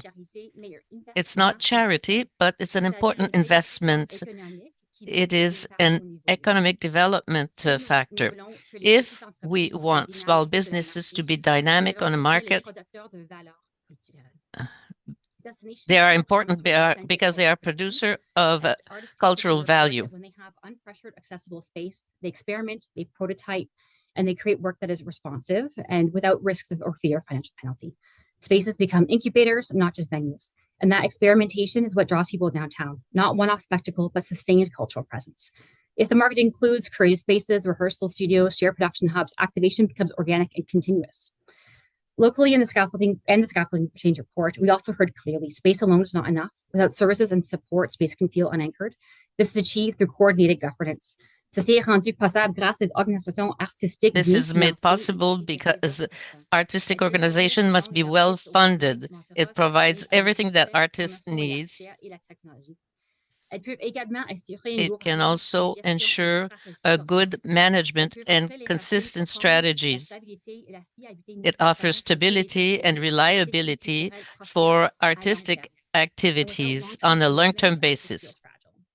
One-time relief, pop-ups, or spectacle does not build sustainable systems. If redevelopment embeds cultural space into its framework, not as temporary program, but as core civic infrastructure, we build reliability. Reliability supports retention. Retention builds economic resilience. If we do not pair space with a clear economic and strategic aligned governance, we risk building attractive spaces that don't perform economically or culturally in the long run. Space must be paired with strategy. If the buy-wide market, you have the choice. Invest in cultural resilience. Affordable and accessible creative space retains artists downtown, supports small business ecosystems, drives authentic destination appeal, redistributes economic value into fair labor, and builds community wealth rather than extracting it. Space shapes art, art shapes identity, and identity shapes destination. If this redevelopment treats creative space as essential infrastructure, the market can become a national model for how cities integrate arts, economy, and well-being. Thank you. Thank you. Conseillère Plante. Oui, merci Cassandra. Merci surtout pour vos commentaires en français. Cassandra. Thank you for your comments in French. At the end of your comments, you said that the city of Ottawa could be a good example for the rest of the country or the rest of the world if it can integrate arts in development. Is there a city where that was done before? Were you inspired by a specific example? I wanted to give you a chance to share that. Yes, several cities do that. There are some good examples. For example, in Calgary, we can live a creative life. They maintain in all villages, they can be a creative life, artistic life. The Creative Center puts the artist's visions in the center. You need a space for artists, centers that are created for artists in Calgary. the long-term development and long-term strategy for its arts organizations are taking center hold.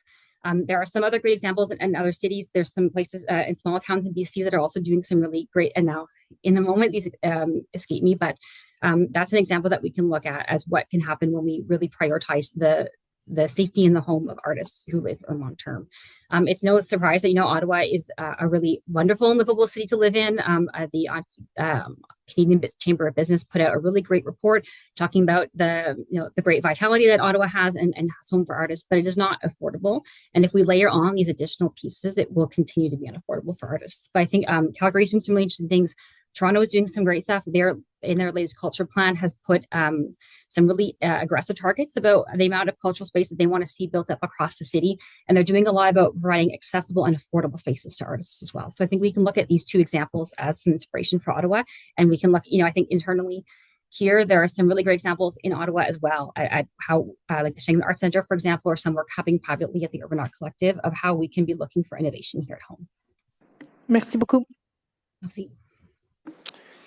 Okay, thank you very much. Those are all the delegations on this item, so I'll open it up to councillors for their questions and comments. Councillor Curry. Thank you, Mr. Mayor. I'm really pleased to support this. I think this is a great idea. I think this is long overdue. You know, this is something that so many groups have asked about for years and years and years and years. So it's so wonderful to see this step being taken. I will note that, you know, it's really important to preserve, as staff described it, the heart of a community. It's the heart of the downtown that we are working to preserve. And I just think that's wonderful. Every community's heart is worth preserving. And, you know, this is a space where the community will gather and the improved health and well-being of the community in the heart of this community. It's wonderful. And it's so tied to economic development. I think that this is something that, you know, citywide funds need to go towards. And the planning for the whole community to enjoy is just a wonderful thing. So I will, along with the other the other 6 suburban and rural councillors, I'm sure there will be great support for this. It's great to see this, and I'm happy to be a suburban councillor supporting this great initiative for our city. Thank you, Councillor Curry. Councillor Plante. Hi, yeah, I just had a couple of questions related to the comments that were made initially with the presentation. There was a couple things. So you guys mentioned there was the highest number of hotels in the area. Do you know what the number was exactly of hotels? 7,000. 7,000? Sorry. That's it, 7,000? 6,000. 6,000. And do you know if that includes Airbnbs? No, those are hotel rooms. Just the hotels. Okay.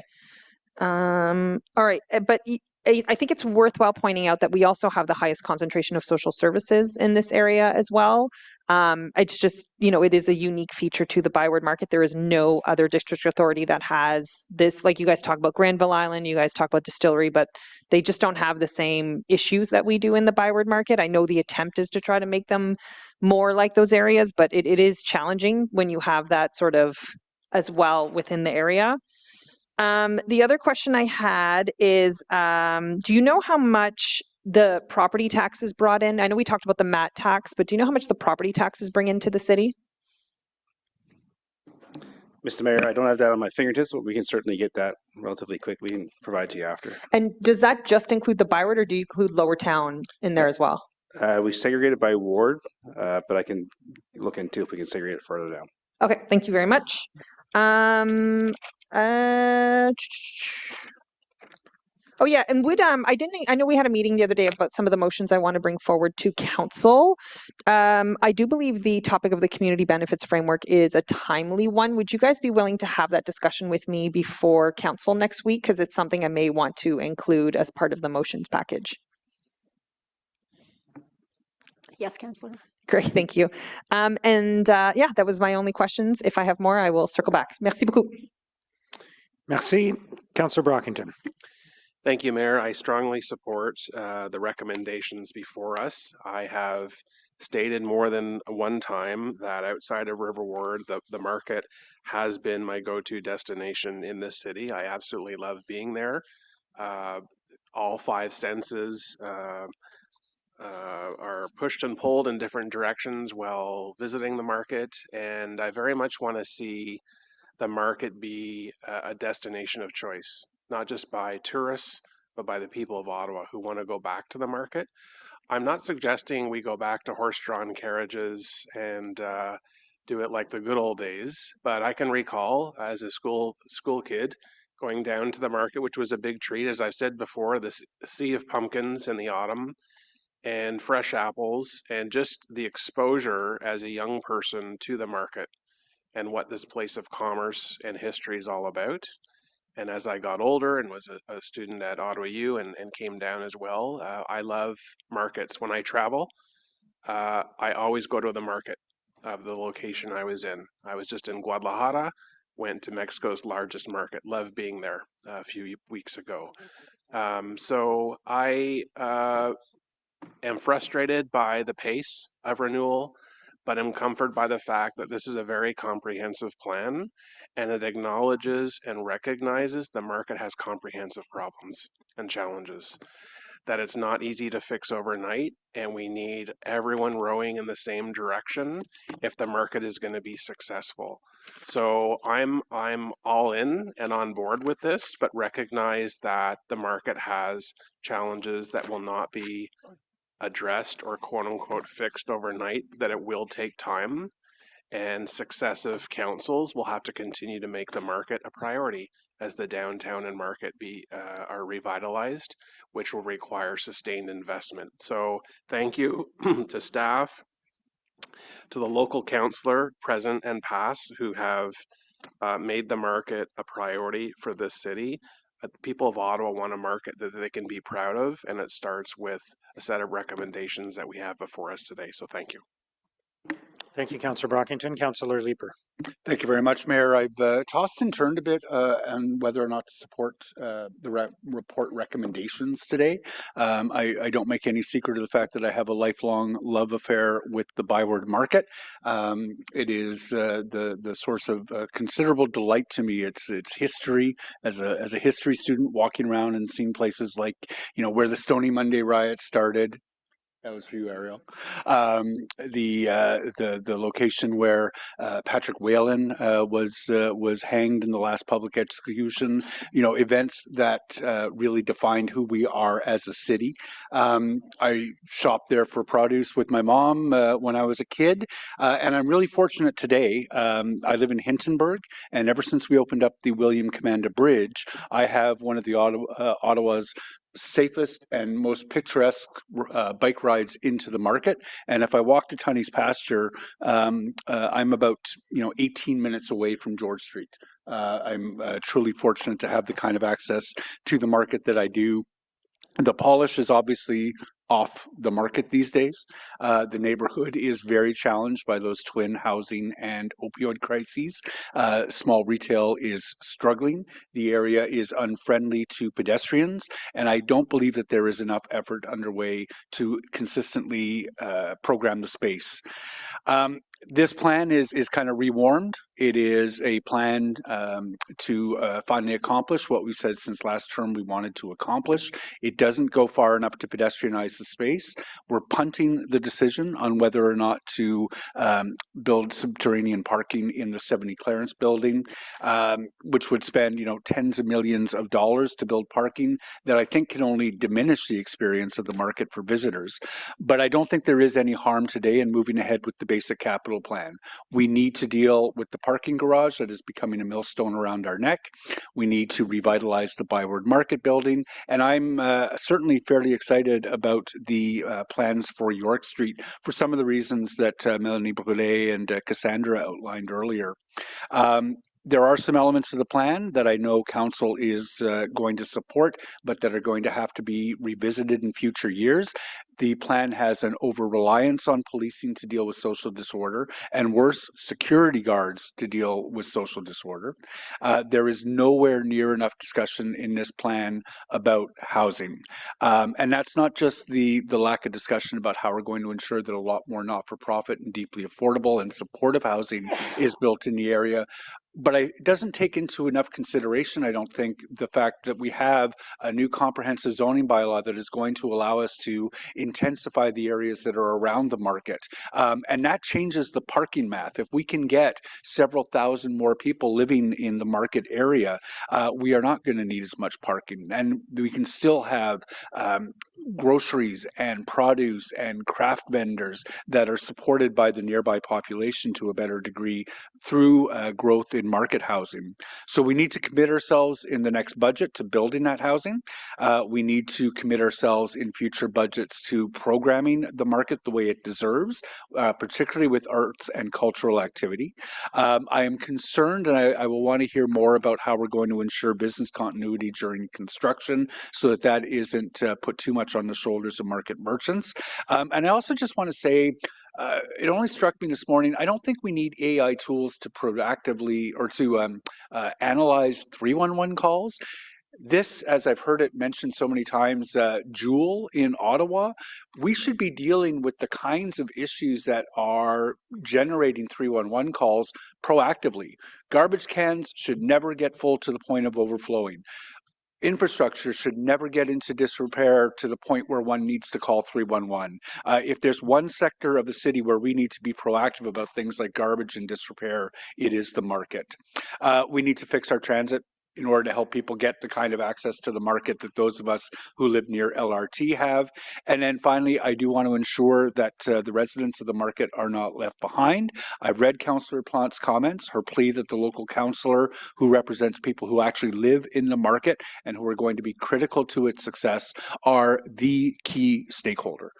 So whatever I can do to help on that front. Mayor, thank you. Thank you, Councillor. Councillor Luloff. Thank you very much. The Collier's reports cites approximately $268,000 per structured parking space. Can staff confirm what assumptions underpin that figure, including construction type, depth, contingencies, and soft costs?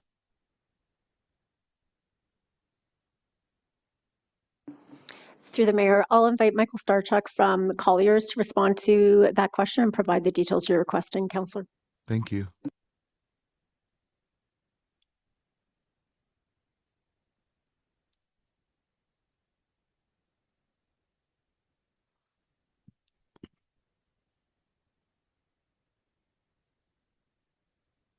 Sorry, can everyone hear me now? Okay. Yeah, so in the report, we do have the cost estimates provided in the appendix, but I guess I'll just start by saying, like, this is a Class D estimate using the city's project budget estimator, which is by nature fairly conservative. So there were some numbers thrown out earlier around 80,000 to maybe 100,000 per underground parking spot, which we don't disagree with. That's what we see as the construction cost, but this cost of 51 million is the fully delivered cost, including all of the soft costs, and the demolition of this building. So we used around $92,000 per space, which is our actual construction cost. And then using the project estimator with the city, we had to add in the prime consultant, which is like the design and engineering. We had to add in, cost for feasibility studies, the planning permits, and an external project manager. On top of that, there's a 40% contingency.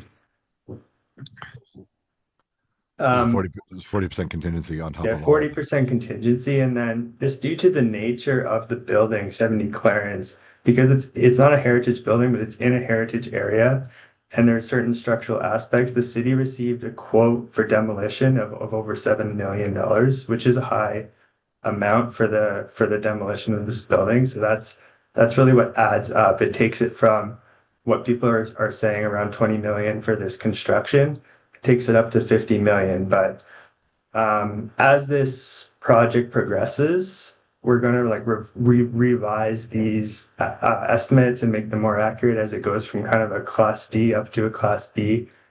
And we do think that the cost could estimate, but we don't want to throw out a lowball number to start and say it's going to be 20 million. And then as we continue through this project, it gets more expensive. Have we benchmarked this estimate against recent comparable structured parking projects in Ottawa?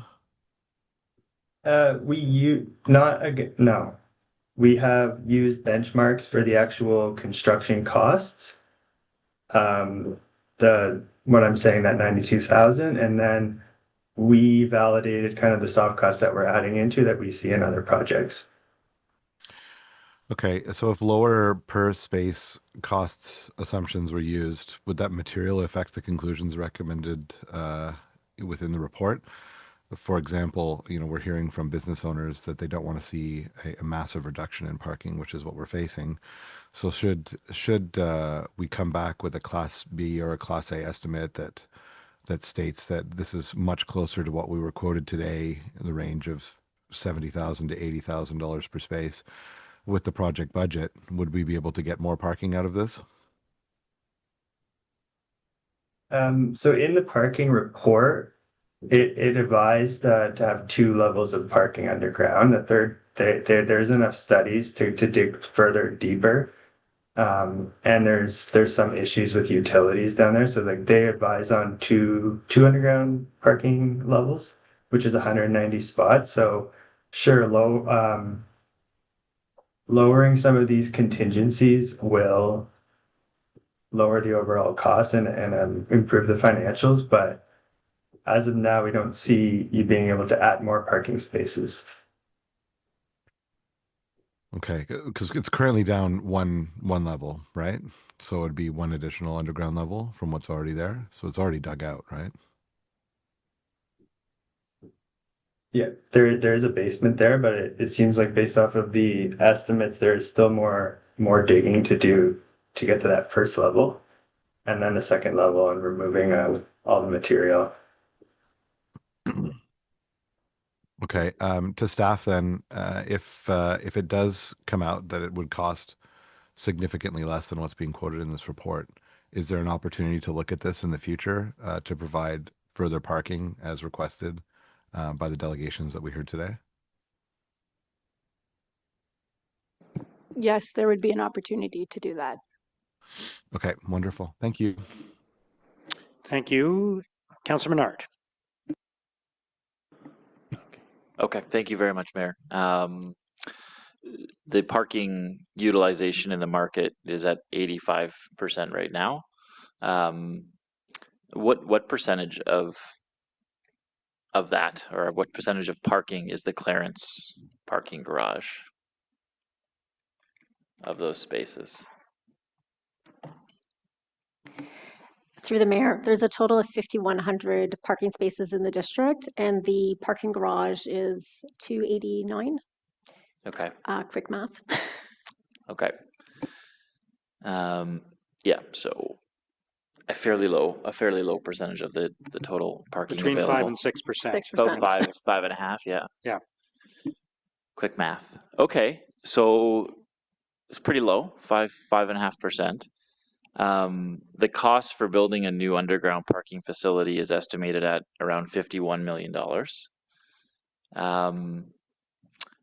And we would be expected to recoup how many of those costs? So, Mr. Mayor, the council direction for overall retaining parking is 70%. And the number of spots that we'd retain there is approximately 160. Okay, with so the subterranean option. There'd be fewer parking spots than there are today, and Correct. then we would be paying a fairly large amount of $51 million. How much of this plan is currently funded? Of all the 4 kind of main pieces of the plan, how much is funded of it? Mr. Mayor, after today, the funded portion would be the detailed design for the 55 Market building and York Street. Okay. I really have appreciated all the work that staff has done on this, and they've done a really good job, I think, of breaking down the realities of what we're looking at here. The potential for a hub at Clarence is really exciting to me. The underground parking facility at a giant cost to the municipality, of which we will not recoup, where the parking utilization is already at 85%, and where this contributes just such a small amount of parking, Mayor, doesn't make any sense. I don't think we should be promising any parking underground at this point. That's putting that isn't we can't make that promise at this point. Council hasn't decided that, and staff have to come back with a study on this. And I think it's ridiculous to talk about putting more underground parking at a facility that would cost us more money than would bring in, and with which is not needed for the utilization of parking that exists in the market. So I know staff, this is not in the report now, and staff are coming back. They've done a great job of making the recommendations, so they come back and study this a little bit closer. Just with the numbers in front of us now, it just doesn't make any sense to build that parking underground. The rest of the plan, for what we can control in the market, which is actually it's not a lot. There's only so much you could control in the market, is very good. You've done a great job of I think coming up with a plan that will help, and now we need to get it funded and done. So appreciate staff's work on this, Mayor. Thank you. Just for clarity, though, there is nothing definitive about underground parking in the report. There's nothing saying we're going ahead with underground parking. That's correct. Okay, thank you. I just want to be clear about that. Councillor Tierney. Great. Thank you, Mr. Mayor. Great discussions today, and there's many parts of this I think are great. I think we've listened to what a lot of the people in the area have said. There's two little William Streets, which is always confusing in these reports. The one at the exit of the garage, that little tranche, which is great for future farmers markets or whatever the case may be, whatever they want to do with it. I think that's great news. The 3-hour parking, you've worked with them. But the longer stretch of William Street and the pedestrianization, that's the one thing I really hope we could focus on a little bit about listening. I was just talking to somebody from Vancouver that said Gastown tried a pilot on full pedestrianization for 2 years, 2 years ago. It went horribly bad, 40% business loss, things went very pear-shaped. And they had to reverse and make it targeted during certain hours. So as we move forward, I hope we can still continue to work with the local businesses, whether it's a bollard system or something that sees during certain hours the ability for people to be able to get in and out, especially with those trucks. And I'd like to see the balance on the parking too. There's a lot of people. It's one thing if it's all locals just walking there, but if you want to see people coming in from the outside area, we have a lot of seniors and people with accessibility issues that do need that parking. So that's my contribution, Mr. Mayor, and thank you for the hard work in this report. Thank you, Councillor Tierney. Councillor Plante.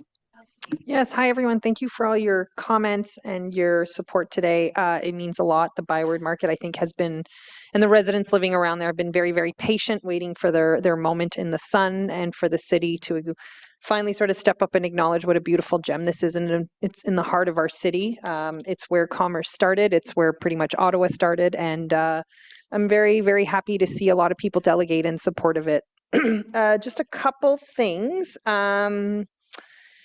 For the parking underground, I actually agree with you, Councillor Menard, but I would point out too that we do have lots and lots of underground parking at the Andaz, Les Suites, the Marriott, and U Ottawa. So I know there is a capacity for underground parking, but I do agree with you that, it's how do we make this work? Who is going to be doing it? How much are we going to be charging? Like, we have to kind of figure out those details, but I do think there is the capacity sort of with the infrastructure to have that there. Which in my view would be a lot better than a parking tower. I think we can do a lot better things with that space. And I'm also really a bit concerned with sort of the sort of how many people are in the kitchen here about the Byward Market. Former Chief Vern White sort of wrote a report for the Byward Market District Authority talking about some of the social disorder in the area and talking about how there's too many sort of side committees and working groups and tables and leadership tables and how there kind of has to just be one person in charge of the whole system, because there's a lot of competing players right now. There's a lot of people working on sort of the same projects, and we need to make sure there is some sort of oversight. So I will be bringing a motion forward at council to have the city councillor on the leadership table that will be formed out of this, because I think it's important for that person to be sort of in the loop as to what's going on and making sure that they know who all the players are at the table. I also I really enjoyed Mélanie Brûlé when she said the Byward Market sort of makes Ottawa cool, and there's an attempt to make Ottawa cool. I think the Byward Market has always been really cool, and I think the people who choose to make the Byward Market home, no matter where they are in life, whether they are unhoused, whether they're millionaires living in penthouses, whether those are students or people like me at one point who were single moms, the Byward Market serves a variety of people, and we need to have the services and infrastructure in place to support them. And it sort of does right now, but we have to do a better job of that. The last thing too, because I do get a lot of questions as the city councillor about the market aspect of the Byward Market. And I always tell people, I think it's a good thing we've kind of democratized markets. We have markets, we have the Parkdale market, we have markets in Orleans, we have markets in Canada, we have markets a little bit of everywhere. I believe there's even one in Cumberland, and that's good. A lot of people can just go to their local market and they can find local produce and they can chat with people, but we do have to think about bringing that aspect back. And the number one reason people have sort of gone to those other markets is the security factor. They just don't feel safe sitting in those stalls. They don't feel safe with the environment. They find it's not friendly. There's no place to load their goods. And so if we can get that piece right, I think we will be, kind of bringing the market back to its former glory. I would love to have more like cool soap stands and vintage markets, much like we do in other areas of the city. And, bringing your children back to the Byward to sort of see those things would, I think, behoove all of us.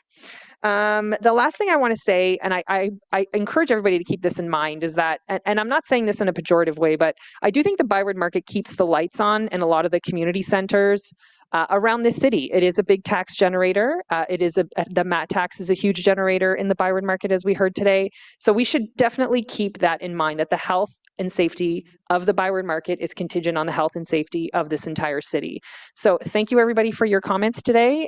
This is, I think, the first time I've attended this long at Finance Committee, but it was a great discussion, and I especially want to thank staff who've worked really, really hard on this, and we've had a lot of meetings and a lot of discussions, and I look forward to that conversation, to keep that conversation ongoing. Merci beaucoup. Merci à vous. Okay, is the item carried? Thank you. We will move to item 11.2, which is the acquisition of 377 O'Connor Street. We do have a short staff presentation followed by one delegation.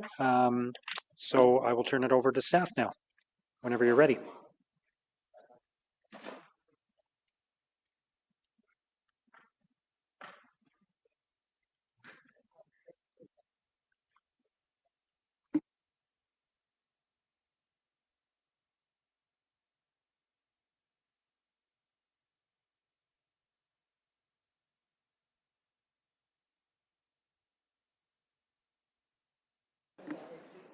Who's going to start?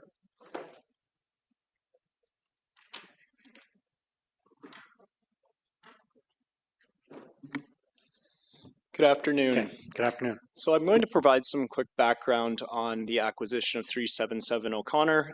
We as staff are very excited about this acquisition and what it's going to mean for our family shelter system. Next slide, please.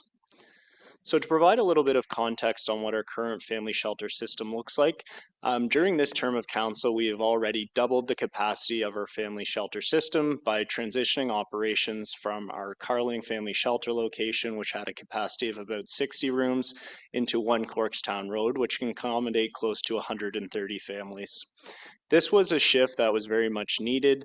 As part of this shift, we have also updated our model of how we provide our family shelter system from emergency shelter towards transitional housing, where we're able to offer a much more comprehensive, supportive model to ensure families can find and stabilize in long-term housing.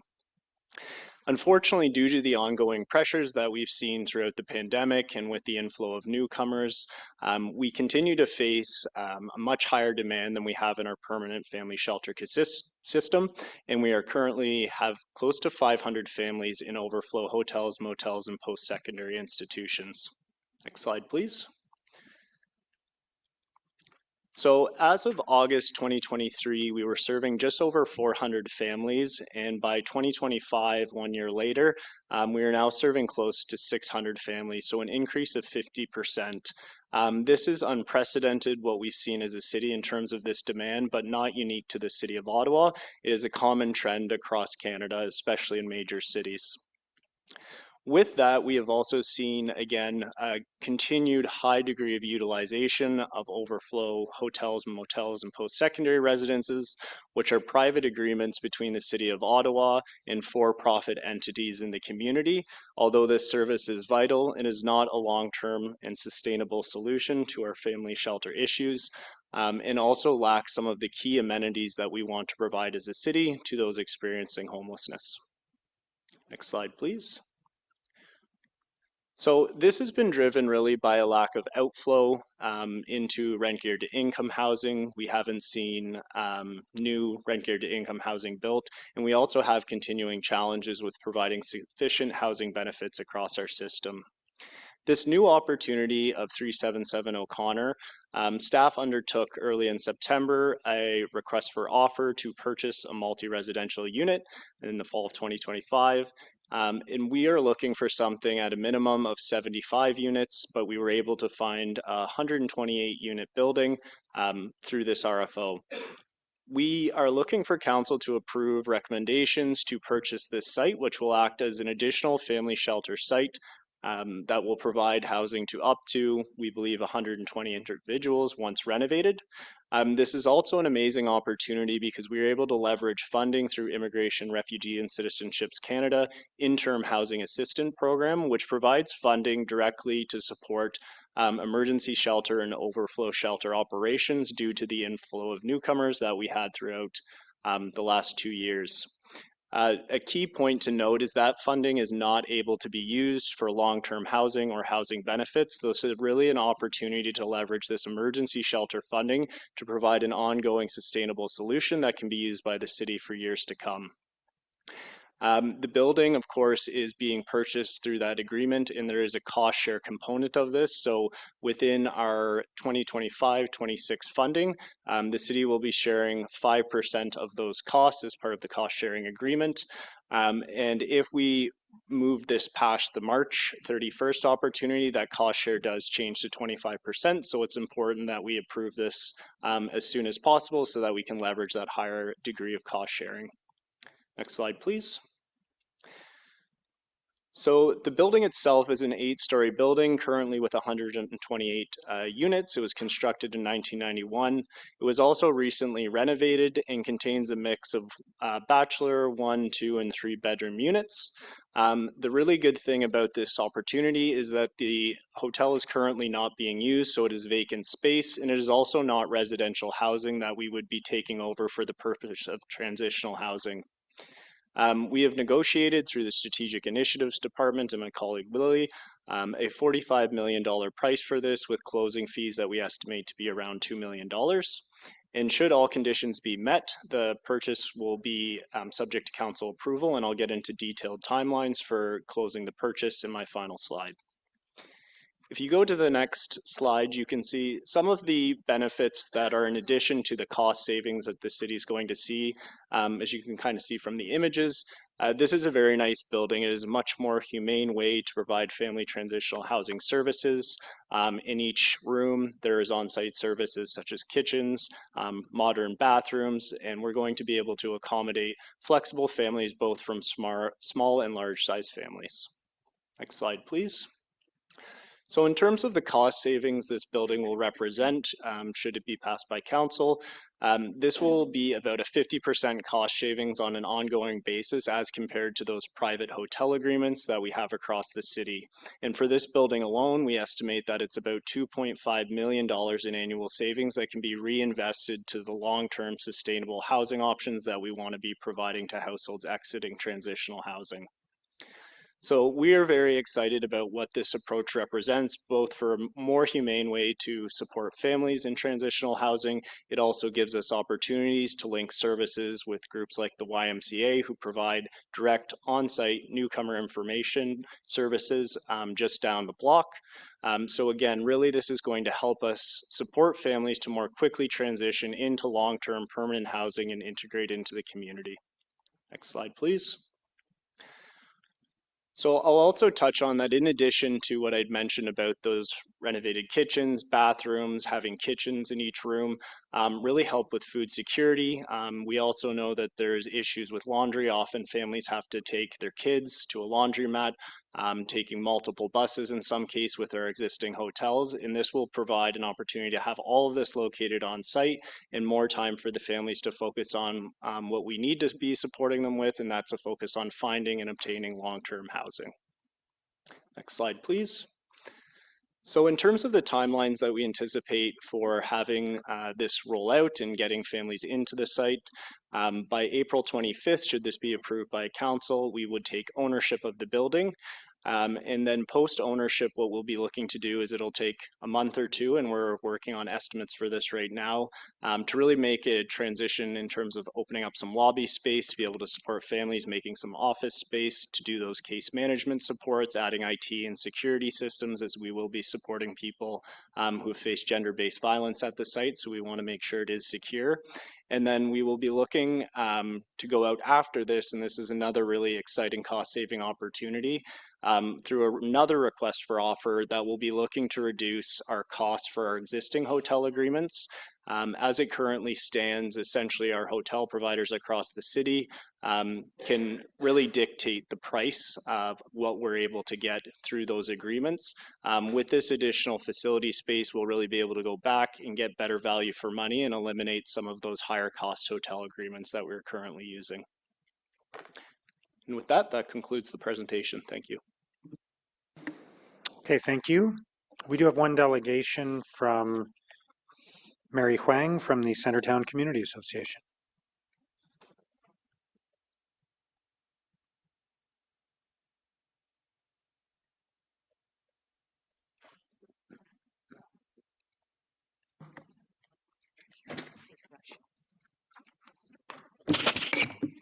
Good afternoon, Mary. Good afternoon, Mayor Sutcliffe, Vice Chair Kids and councilors. My name is Mary Huang, and I'm the chair of the Centertown Community Association Housing Affordability Working Group, and I was on MP Yasser Nakri's task force to revitalize Ottawa downtown. I have recently been asked to join the Canada Lands Company, National Capital Region Affordable Housing Advisory Group, in addition to my involvement with the Townie's Pasture Community Perspective Group and Confederation Heights Public Advisory Committee, I believe. I'm an affordable housing advocate. CCA co-organized a community conversation on homelessness February 5th, attended by over 300 people, to very positive feedback. And we had Keith Hembley from Fred Victor, which operate down housing in Toronto, and Rob Boyd from Ottawa City, Inner City Health. I'm here to speak about both as an individual and on behalf of CCA, Central Community Association, in support of the acquisition of 377 O'Connor, and as a transitional housing for families.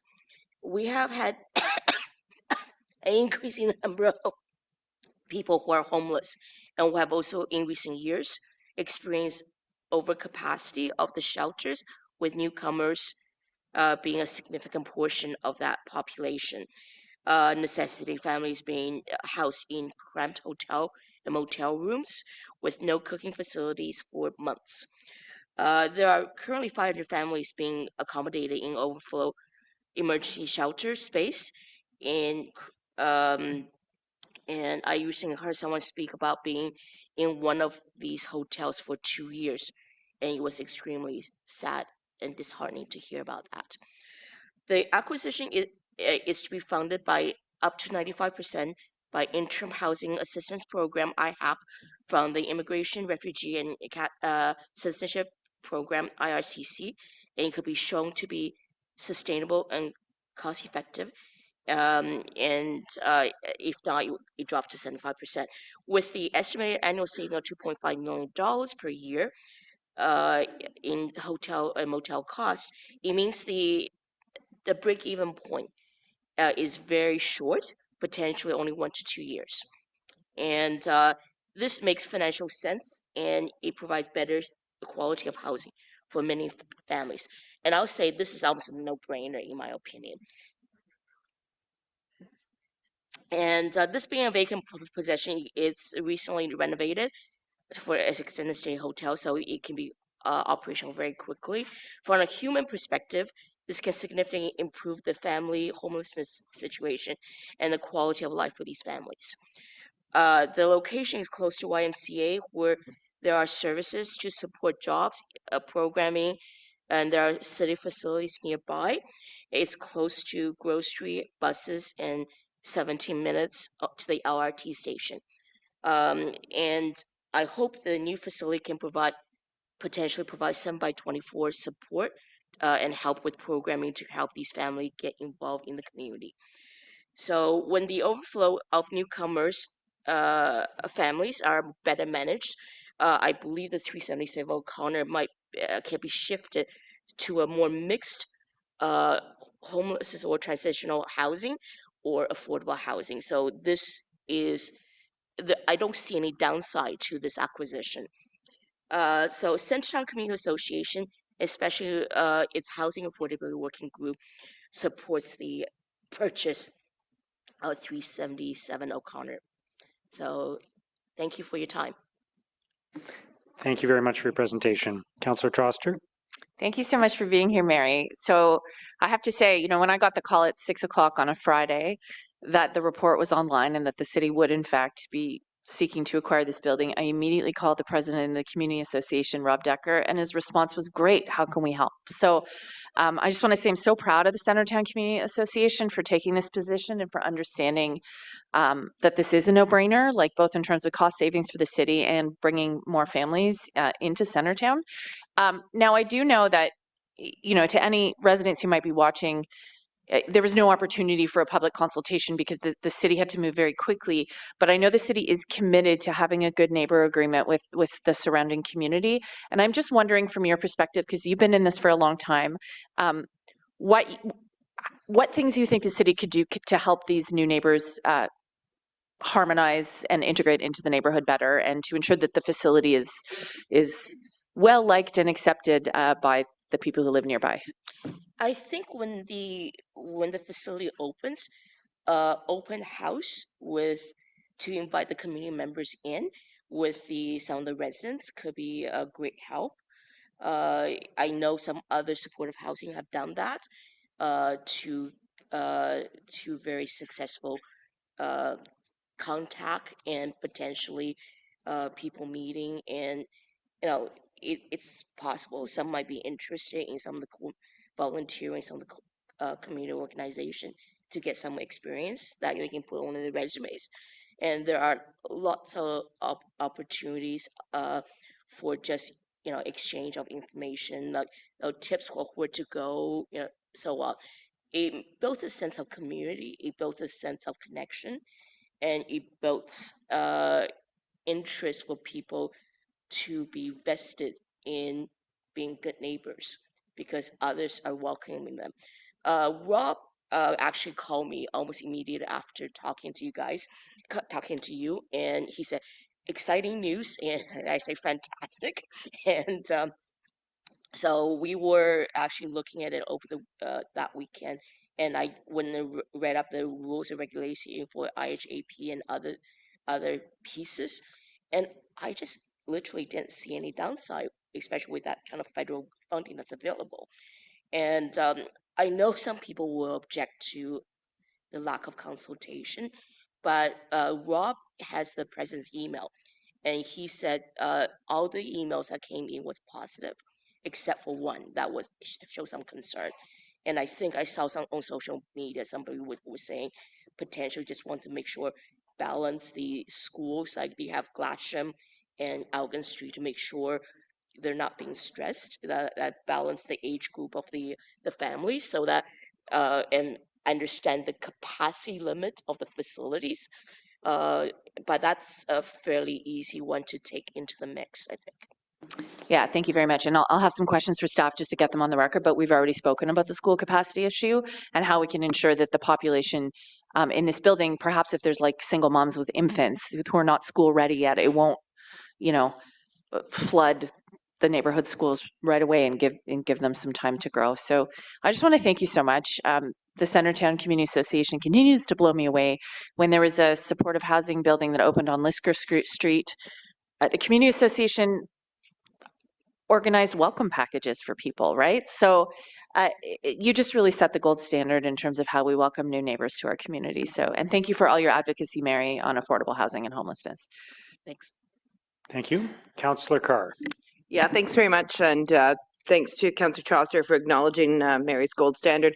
I'll also say, Mary, you probably, as one of a community advocate, you probably have the gold standard in terms of your understanding of the different costs when it comes to affordable housing and the different types, understanding the difference between long-term operating cost and capital cost. You've done a tremendous amount of advocacy to all levels of government, to different government departments, whether it be Build Canada Homes, CMHC. You've been at this for a long time, and when I was a community member, I used to attend your Centertown Hog meetings. So I know you follow all the developments very carefully and are very involved. And so you've seen here, us as a council, you've seen the work that's been done, particularly over the last 2.5 years, where we, and when I say we, it's Clara, developed a newcomer stream for housing, where we no longer have people in community centers. That's done with. Purchased St. Joseph, leased 100 Queen, added new capacity to the Y. I was at the same place that you were on Saturday night, coldest night of the year. Peter Chili told me from the mission, he told me that November 2024, 46% of his capacity was dedicated to newcomers. It's now down to 5% because of this newcomer stream and the investments that the city has made. You acknowledged the investments that have been made in the family shelter system here so far, with leasing Corkstown, now with this. So with all the experience and work that you've done in advocacy, if you could tell the city one thing to focus on next, what would it be? I think it's a case where we have people who need supportive housing, and we have people who need supportive housing. We need a whole spectrum. And supportive housing, I find Keith Hembley from Down House, Fred Victor, that operate Down House, they showed a very compelling story. And what they did is between them and you and Jen, they had metrics to measure and track the number of nights in hospitals, the ER visits. So they estimated the cost savings was about $2 million in healthcare costs alone, and their operating budget was only $1.53 million. And these are kind of stats we need to start keeping track of in Ottawa. I had a conversation with Rob Boy of Ottawa Inner City Health, saying maybe Ottawa Inner City Health with Ottawa Hospital can start tracking that kind of stats for us, the more needing support type of population that are using a lot of the services, because they're the ones who needs wraparound services in supportive housing on site, and see if we can get the stats to make similar argument. Those type of housing should be supported. What my concern is that we have operating subsidies that's about to expire. The federal operating subsidies with Minister Sean Fraser in May 24th, 2024, I believe, said in May 2024, between June 24, 2024 and 2028, the subsidy would end on turnover. So there's a bill to extend it by 5 years in the fall of 2024, but when they prorogued the parliament, that bill died, and I don't believe has been brought back again. And for a lot of provincial operating agreements that's around for nonprofit housing, the majority of them are ending by 2030. So I'm really concerned because I'm not seeing that in the horizon. And when we had the first community conversation on homelessness in January 15th, 2025, we had Mayor Al from 12 Neighbors in Fredericton, New Brunswick, and he said the subsidized building he was living in, the subsidy, which was 20 years, ran out. And essentially, without the subsidy, the majority of the people living in that building can no longer afford their rent. And the majority became homeless almost overnight. So we have that cliff coming. And I'm trying to kind of jump up and down and say that this is coming. We need to talk with upper level governments, see what kind of bridging and what kind of solution can be brought through. And I haven't seen much traction in that area. So I think that needs to be a conversation for the city to have with our provincial government and our federal government. Okay, thanks, Mary. I'll send you an email on that actually, because I have touched base with Kale Brown on that. But thanks very much. Thank you for supporting this acquisition. I agree with you. I think it's a great thing for our community. Thank you. Thanks. Mary, thank you so much for joining us today, and thanks for your patience waiting through the other item that No problem. we were dealing with. Appreciate Thank it. you. I appreciate your time. Thank you. Okay, I'll open it up to councillors for their questions and comments. Councillor Troster. Oh, thank you very much. So yes, as Mary said, the response from the community has been overwhelmingly positive, but I just wanted to touch on some questions and concerns that I've heard from people just to perhaps reassure them. So just to be clear, this is family transitional housing. So am I correct in assuming that people have a lock and a key and they can come and go as they please? No one's being kicked out during the day? Thank you, Chair. Yes, that's correct. Okay, so it does not resemble the sort of traditional shelter model that we might see like at the Mission, for example. Correct. Okay. I've also heard the concern because there's a lot of bachelors and one bedrooms in this building, and I understand that we want to accommodate families. Is there the potential to knock down walls and do some light renovations to make those units bigger? Thank you, Chair. Yes, there is. So our team has started doing the kind of building analysis, knowing that this may be successful at council. So we are currently doing that. What we also have, it's important to mention that we're managing a system. So with our Corkstown Road location, we do have quite large family rooms there as well. So we do regularly look at the physical building infrastructure and make adjustments where need be. But just to be clear, we also have that opportunity to accommodate larger families at 1 Corkstown Road. Okay, so this might be like a single parent with a baby who only needs a smaller apartment. That's correct. So currently the average family size is about 3.75 individuals, but we do have a large number of, moms plus infants that we can do.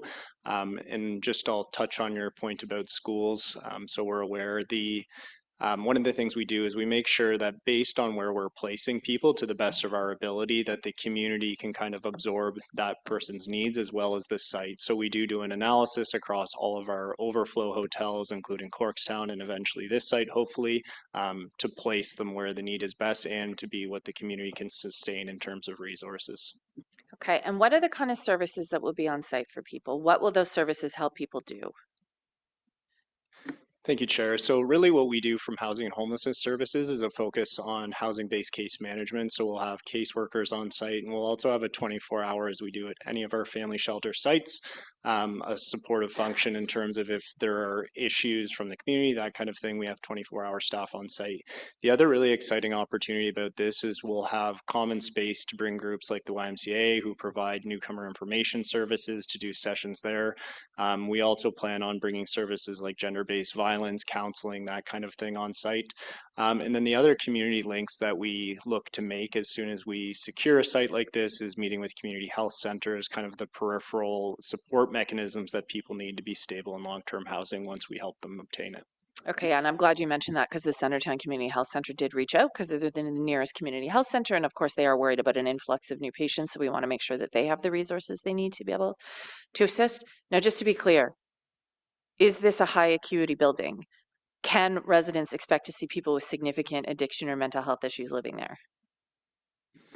Thank you, Chair. No, it is not. So transitional housing is really focused on people who are able to live independently. So really who's going to be here is these are families. Also, I'll just say, generally speaking, across our family shelter system, we do not see high incidence of mental health or addictions issues. And really this site is more focused on people who just can't afford housing, can't find housing. So the services and supports there will be focused on helping with those affordability issues, helping with those housing search, language, health issues that they need to be stable in that long-term housing once we help them find it. And if a family is having trouble finding housing, is there a time limit or can they stay as long as they need? Thank you, Chair. So we are housing focused shelter, but there is no time limit. What we expect from families that we're working with on the site is we want to be clear, this is not long-term permanent housing. So what we expect from families is that they are working with our team to be able to find and obtain long-term housing, but there is no set stay limit. We just want you to be participating in the programming, making sure that your plan is to move out of temporary housing. Okay. Final concern I heard from one particular resident, is there any risk that at some point this building could become a high acuity, more traditional shelter? Thank you, Chair. No, the need for, as I kind of mentioned in my presentation, the need for families is very, very high. Just to give you a historical sense, the kind of average operating before the pandemic, we were always above 300 families. To put into context, we're now going to be, if we're successful with this building, around an operating level of 300 families. But again, we're more than 100% over that right now. So really, we're setting ourselves up to have permanent family shelter capacity. And that's, again, historically over the last 15 years, we've always needed that level of service. And what is preventing us from finding permanent housing, more permanent housing for all of those families that are stuck in shelter right now? Thank you, Chair. I think there's a couple of things, and I'll mention we're bringing a report to Community Service Committee at the end of April to fix some of the structural issues that we see in terms of moving people into permanent housing. One of the ongoing concerns for staff is really with the sunsetting of the national housing strategies that we have a continued need to have housing benefits or programs like the Canada-Ontario Housing Benefit to make sure that families have the financial means to be able to exit from shelter. The other thing I will say we're addressing in the 10-year plan, which is coming in March as well, is to really look at what are the long-term mechanisms in terms of building affordable housing to different affordability levels. So we are focusing on that deeply affordable all the way up to market level housing through the 10-year plan, or market rental, I should say. So there's other structural things that we need to keep doing, keep working on things with the initiatives like Build Canada Homes so that we can build more. But the key element of immediate exits from shelters come back to those housing benefits and the availability of them. Thank you so much. Final question. I feel like it's a game show. Do we have the potential to convert this to permanent housing in the future? Thank you, Chair. Yes, and the building is very well set up to be affordable housing in the future once we get to a point where we're below that ongoing service level we've seen for the last 15 years. But because it has kitchens, it is very well set up to serve another purpose for the community down the road. That's great. And I just want to say, I agree. This is also a no-brainer. I think this is a huge step forward for the city. I've been pushing as much as possible for the city to focus on acquisitions whenever possible because this building is built. It's turnkey. It requires very minimal renovations, and it is in a perfect location, and it will bring more children and families into the neighborhood. So I want to thank staff for all your work on this. I will say, though, you know, more than one transition is very difficult, particularly on children, and my preference is permanent affordable housing. I understand right now the system needs this capacity, but I look forward to the day when these can be permanent homes, and I think they can be in a building like this. But in the meantime, this is saving us $2.5 million a year. The federal government is paying 95% of the purchase price, and the building was renovated shortly before the company went bankrupt. So I can't imagine a better deal in front of us, and I'm really grateful that the community has been very supportive. So thank you so much. Thank you, Councillor Troster. Councillor Leeper. Thank you, Mayor. Excuse me. When the Forward Avenue Family Shelter closed, that was traumatic in the community. Obviously, it closed because the in significant part of maintenance backlog on that property. Is there any way to take any of the operational savings that we will achieve through this acquisition and put those aside against the maintenance that this building is going to require over time, or is this going to become one more asset for which we are not putting aside provide sufficient long-term maintenance dollars. Thank you, Chair. I'll maybe start and ask my colleagues if they want to add anything. So when we modeled out that $2.5 million of cost savings, that includes ongoing deferred maintenance operations costs. So that looks at the facilities, what we know for the immediate upfront costs in terms of year-to-year maintenance to maintain it to city standards. This building is in very good condition compared to what some of our other shelter facilities are like, so that is a good starting point.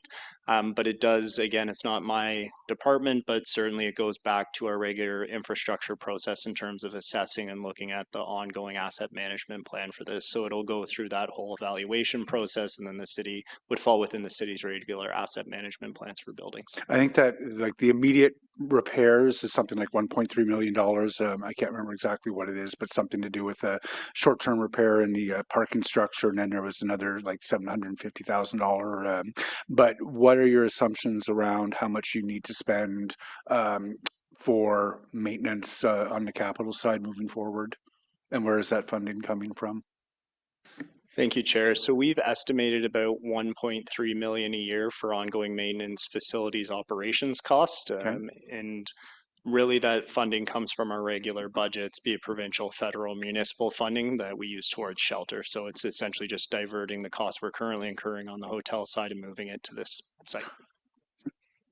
And I'm sorry, I'm looking for some comfort around that operational savings are being turned into maintenance dollars, because I'm really afraid of another Forward Avenue type of scenario. Thank you, Chair. So that operational savings, like the 2.5, is over and above those 1.3 million I mentioned as ongoing, like operations, maintenance, maintaining the building in a good state of repair. So that 2.5 is in addition to all of our known projected costs, both for capital, like regular capital maintenance, as well as our operating costs for like my staff to be on site. And the 1.3 then is just baked in, coming from another envelope? That is also coming from our family shelter costing. So it could be, again, provincial, federal, and municipal funding related to shelter. So it's our normal operating funding that is covering that. Okay. I'm encouraged that we're buying a building that's in good shape, and I would love to see the day when we no longer need that transitional housing, and either we dispose of it to OCH or CCOC, and it'd be great to turn over an asset that is still in pristine condition, well, great condition, we'll say. Okay, thank you. Thank you, Councillor. Councillor Brockington. Thank you, Mayor. What is the average stay that families are being housed in a hotel type of accommodation? Thank you, Chair. Currently, the average stay is about 6 months, but I will mention this is there's a number of factors that go into what the average length of stay would be. There's two mechanisms in which families would exit from family shelter. First is rent geared to income housing, and the second is housing benefits. Housing benefits are immediately available to families as soon as they move in. So their first day of stay, they're told about that program. Should they not wish to pursue the housing benefits side of things, they are able to wait for rent geared to income housing. I'll just give an example. If you're a large family of 8, 9 plus, which we do see on occasion, there is not really any stock within a rent geared to income stock to accommodate this. So the wait time can sometimes be years in very extreme cases, but the average is 6 months, and that's really related to the strength of making sure that people are informed of the wait times for rent geared to income housing, and then supported very quickly to access those housing benefits to subsidize in the private market or with our nonprofit landlords. Thank you. We don't normally see a for sale sign on the front yard of a hotel. How often are you made aware of opportunities within Ottawa to potentially purchase a hotel? Through the mayor, councillor, it's very rare. We consider this acquisition as almost like a unicorn in a perfect context. It's not very common. Okay, so it wasn't the type of hotel that attracted you to this purchase. It was the fact that a hotel was made available to the city for us to purchase. And the reason why I ask this is when we provided shelter to families at the former Talisman in my ward, which is now a residential complex, the conditions were subpar. Better than on the street, but without kitchen facilities or let alone facilities for children outside of the room that they were living in. It was not ideal. And so are the conditions in this hotel that we're now considering better than where these families are being housed now?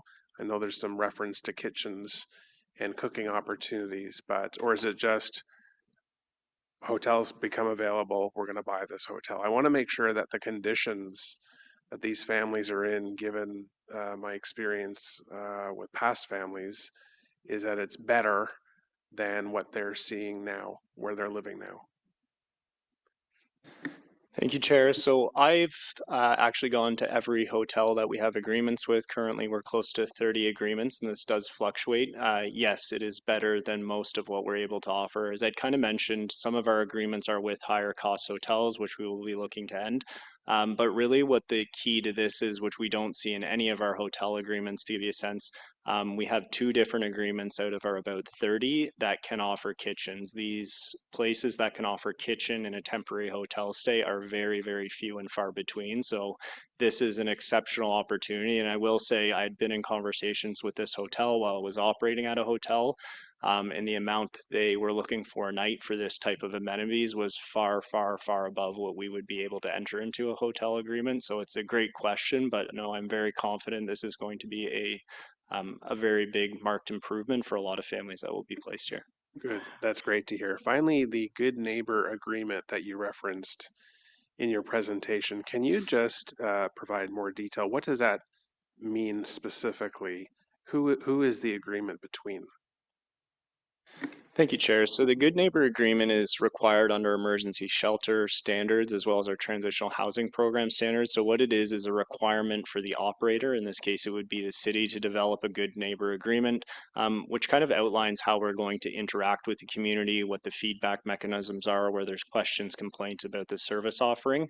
I will mention as well, we're going to be embarking upon updating the emergency shelter standards and transitional housing program standards this year as part of a regular every 5-year update. So there will be additional opportunities working with the community and our partners to comment on additional things that we would like to see in those good neighbor agreements. But it's essentially an operating agreement between the city and the community in this case that really stipulates how we're going to deal and engage with the community and make sure that those interactions are positive and issues are addressed in a prompt manner.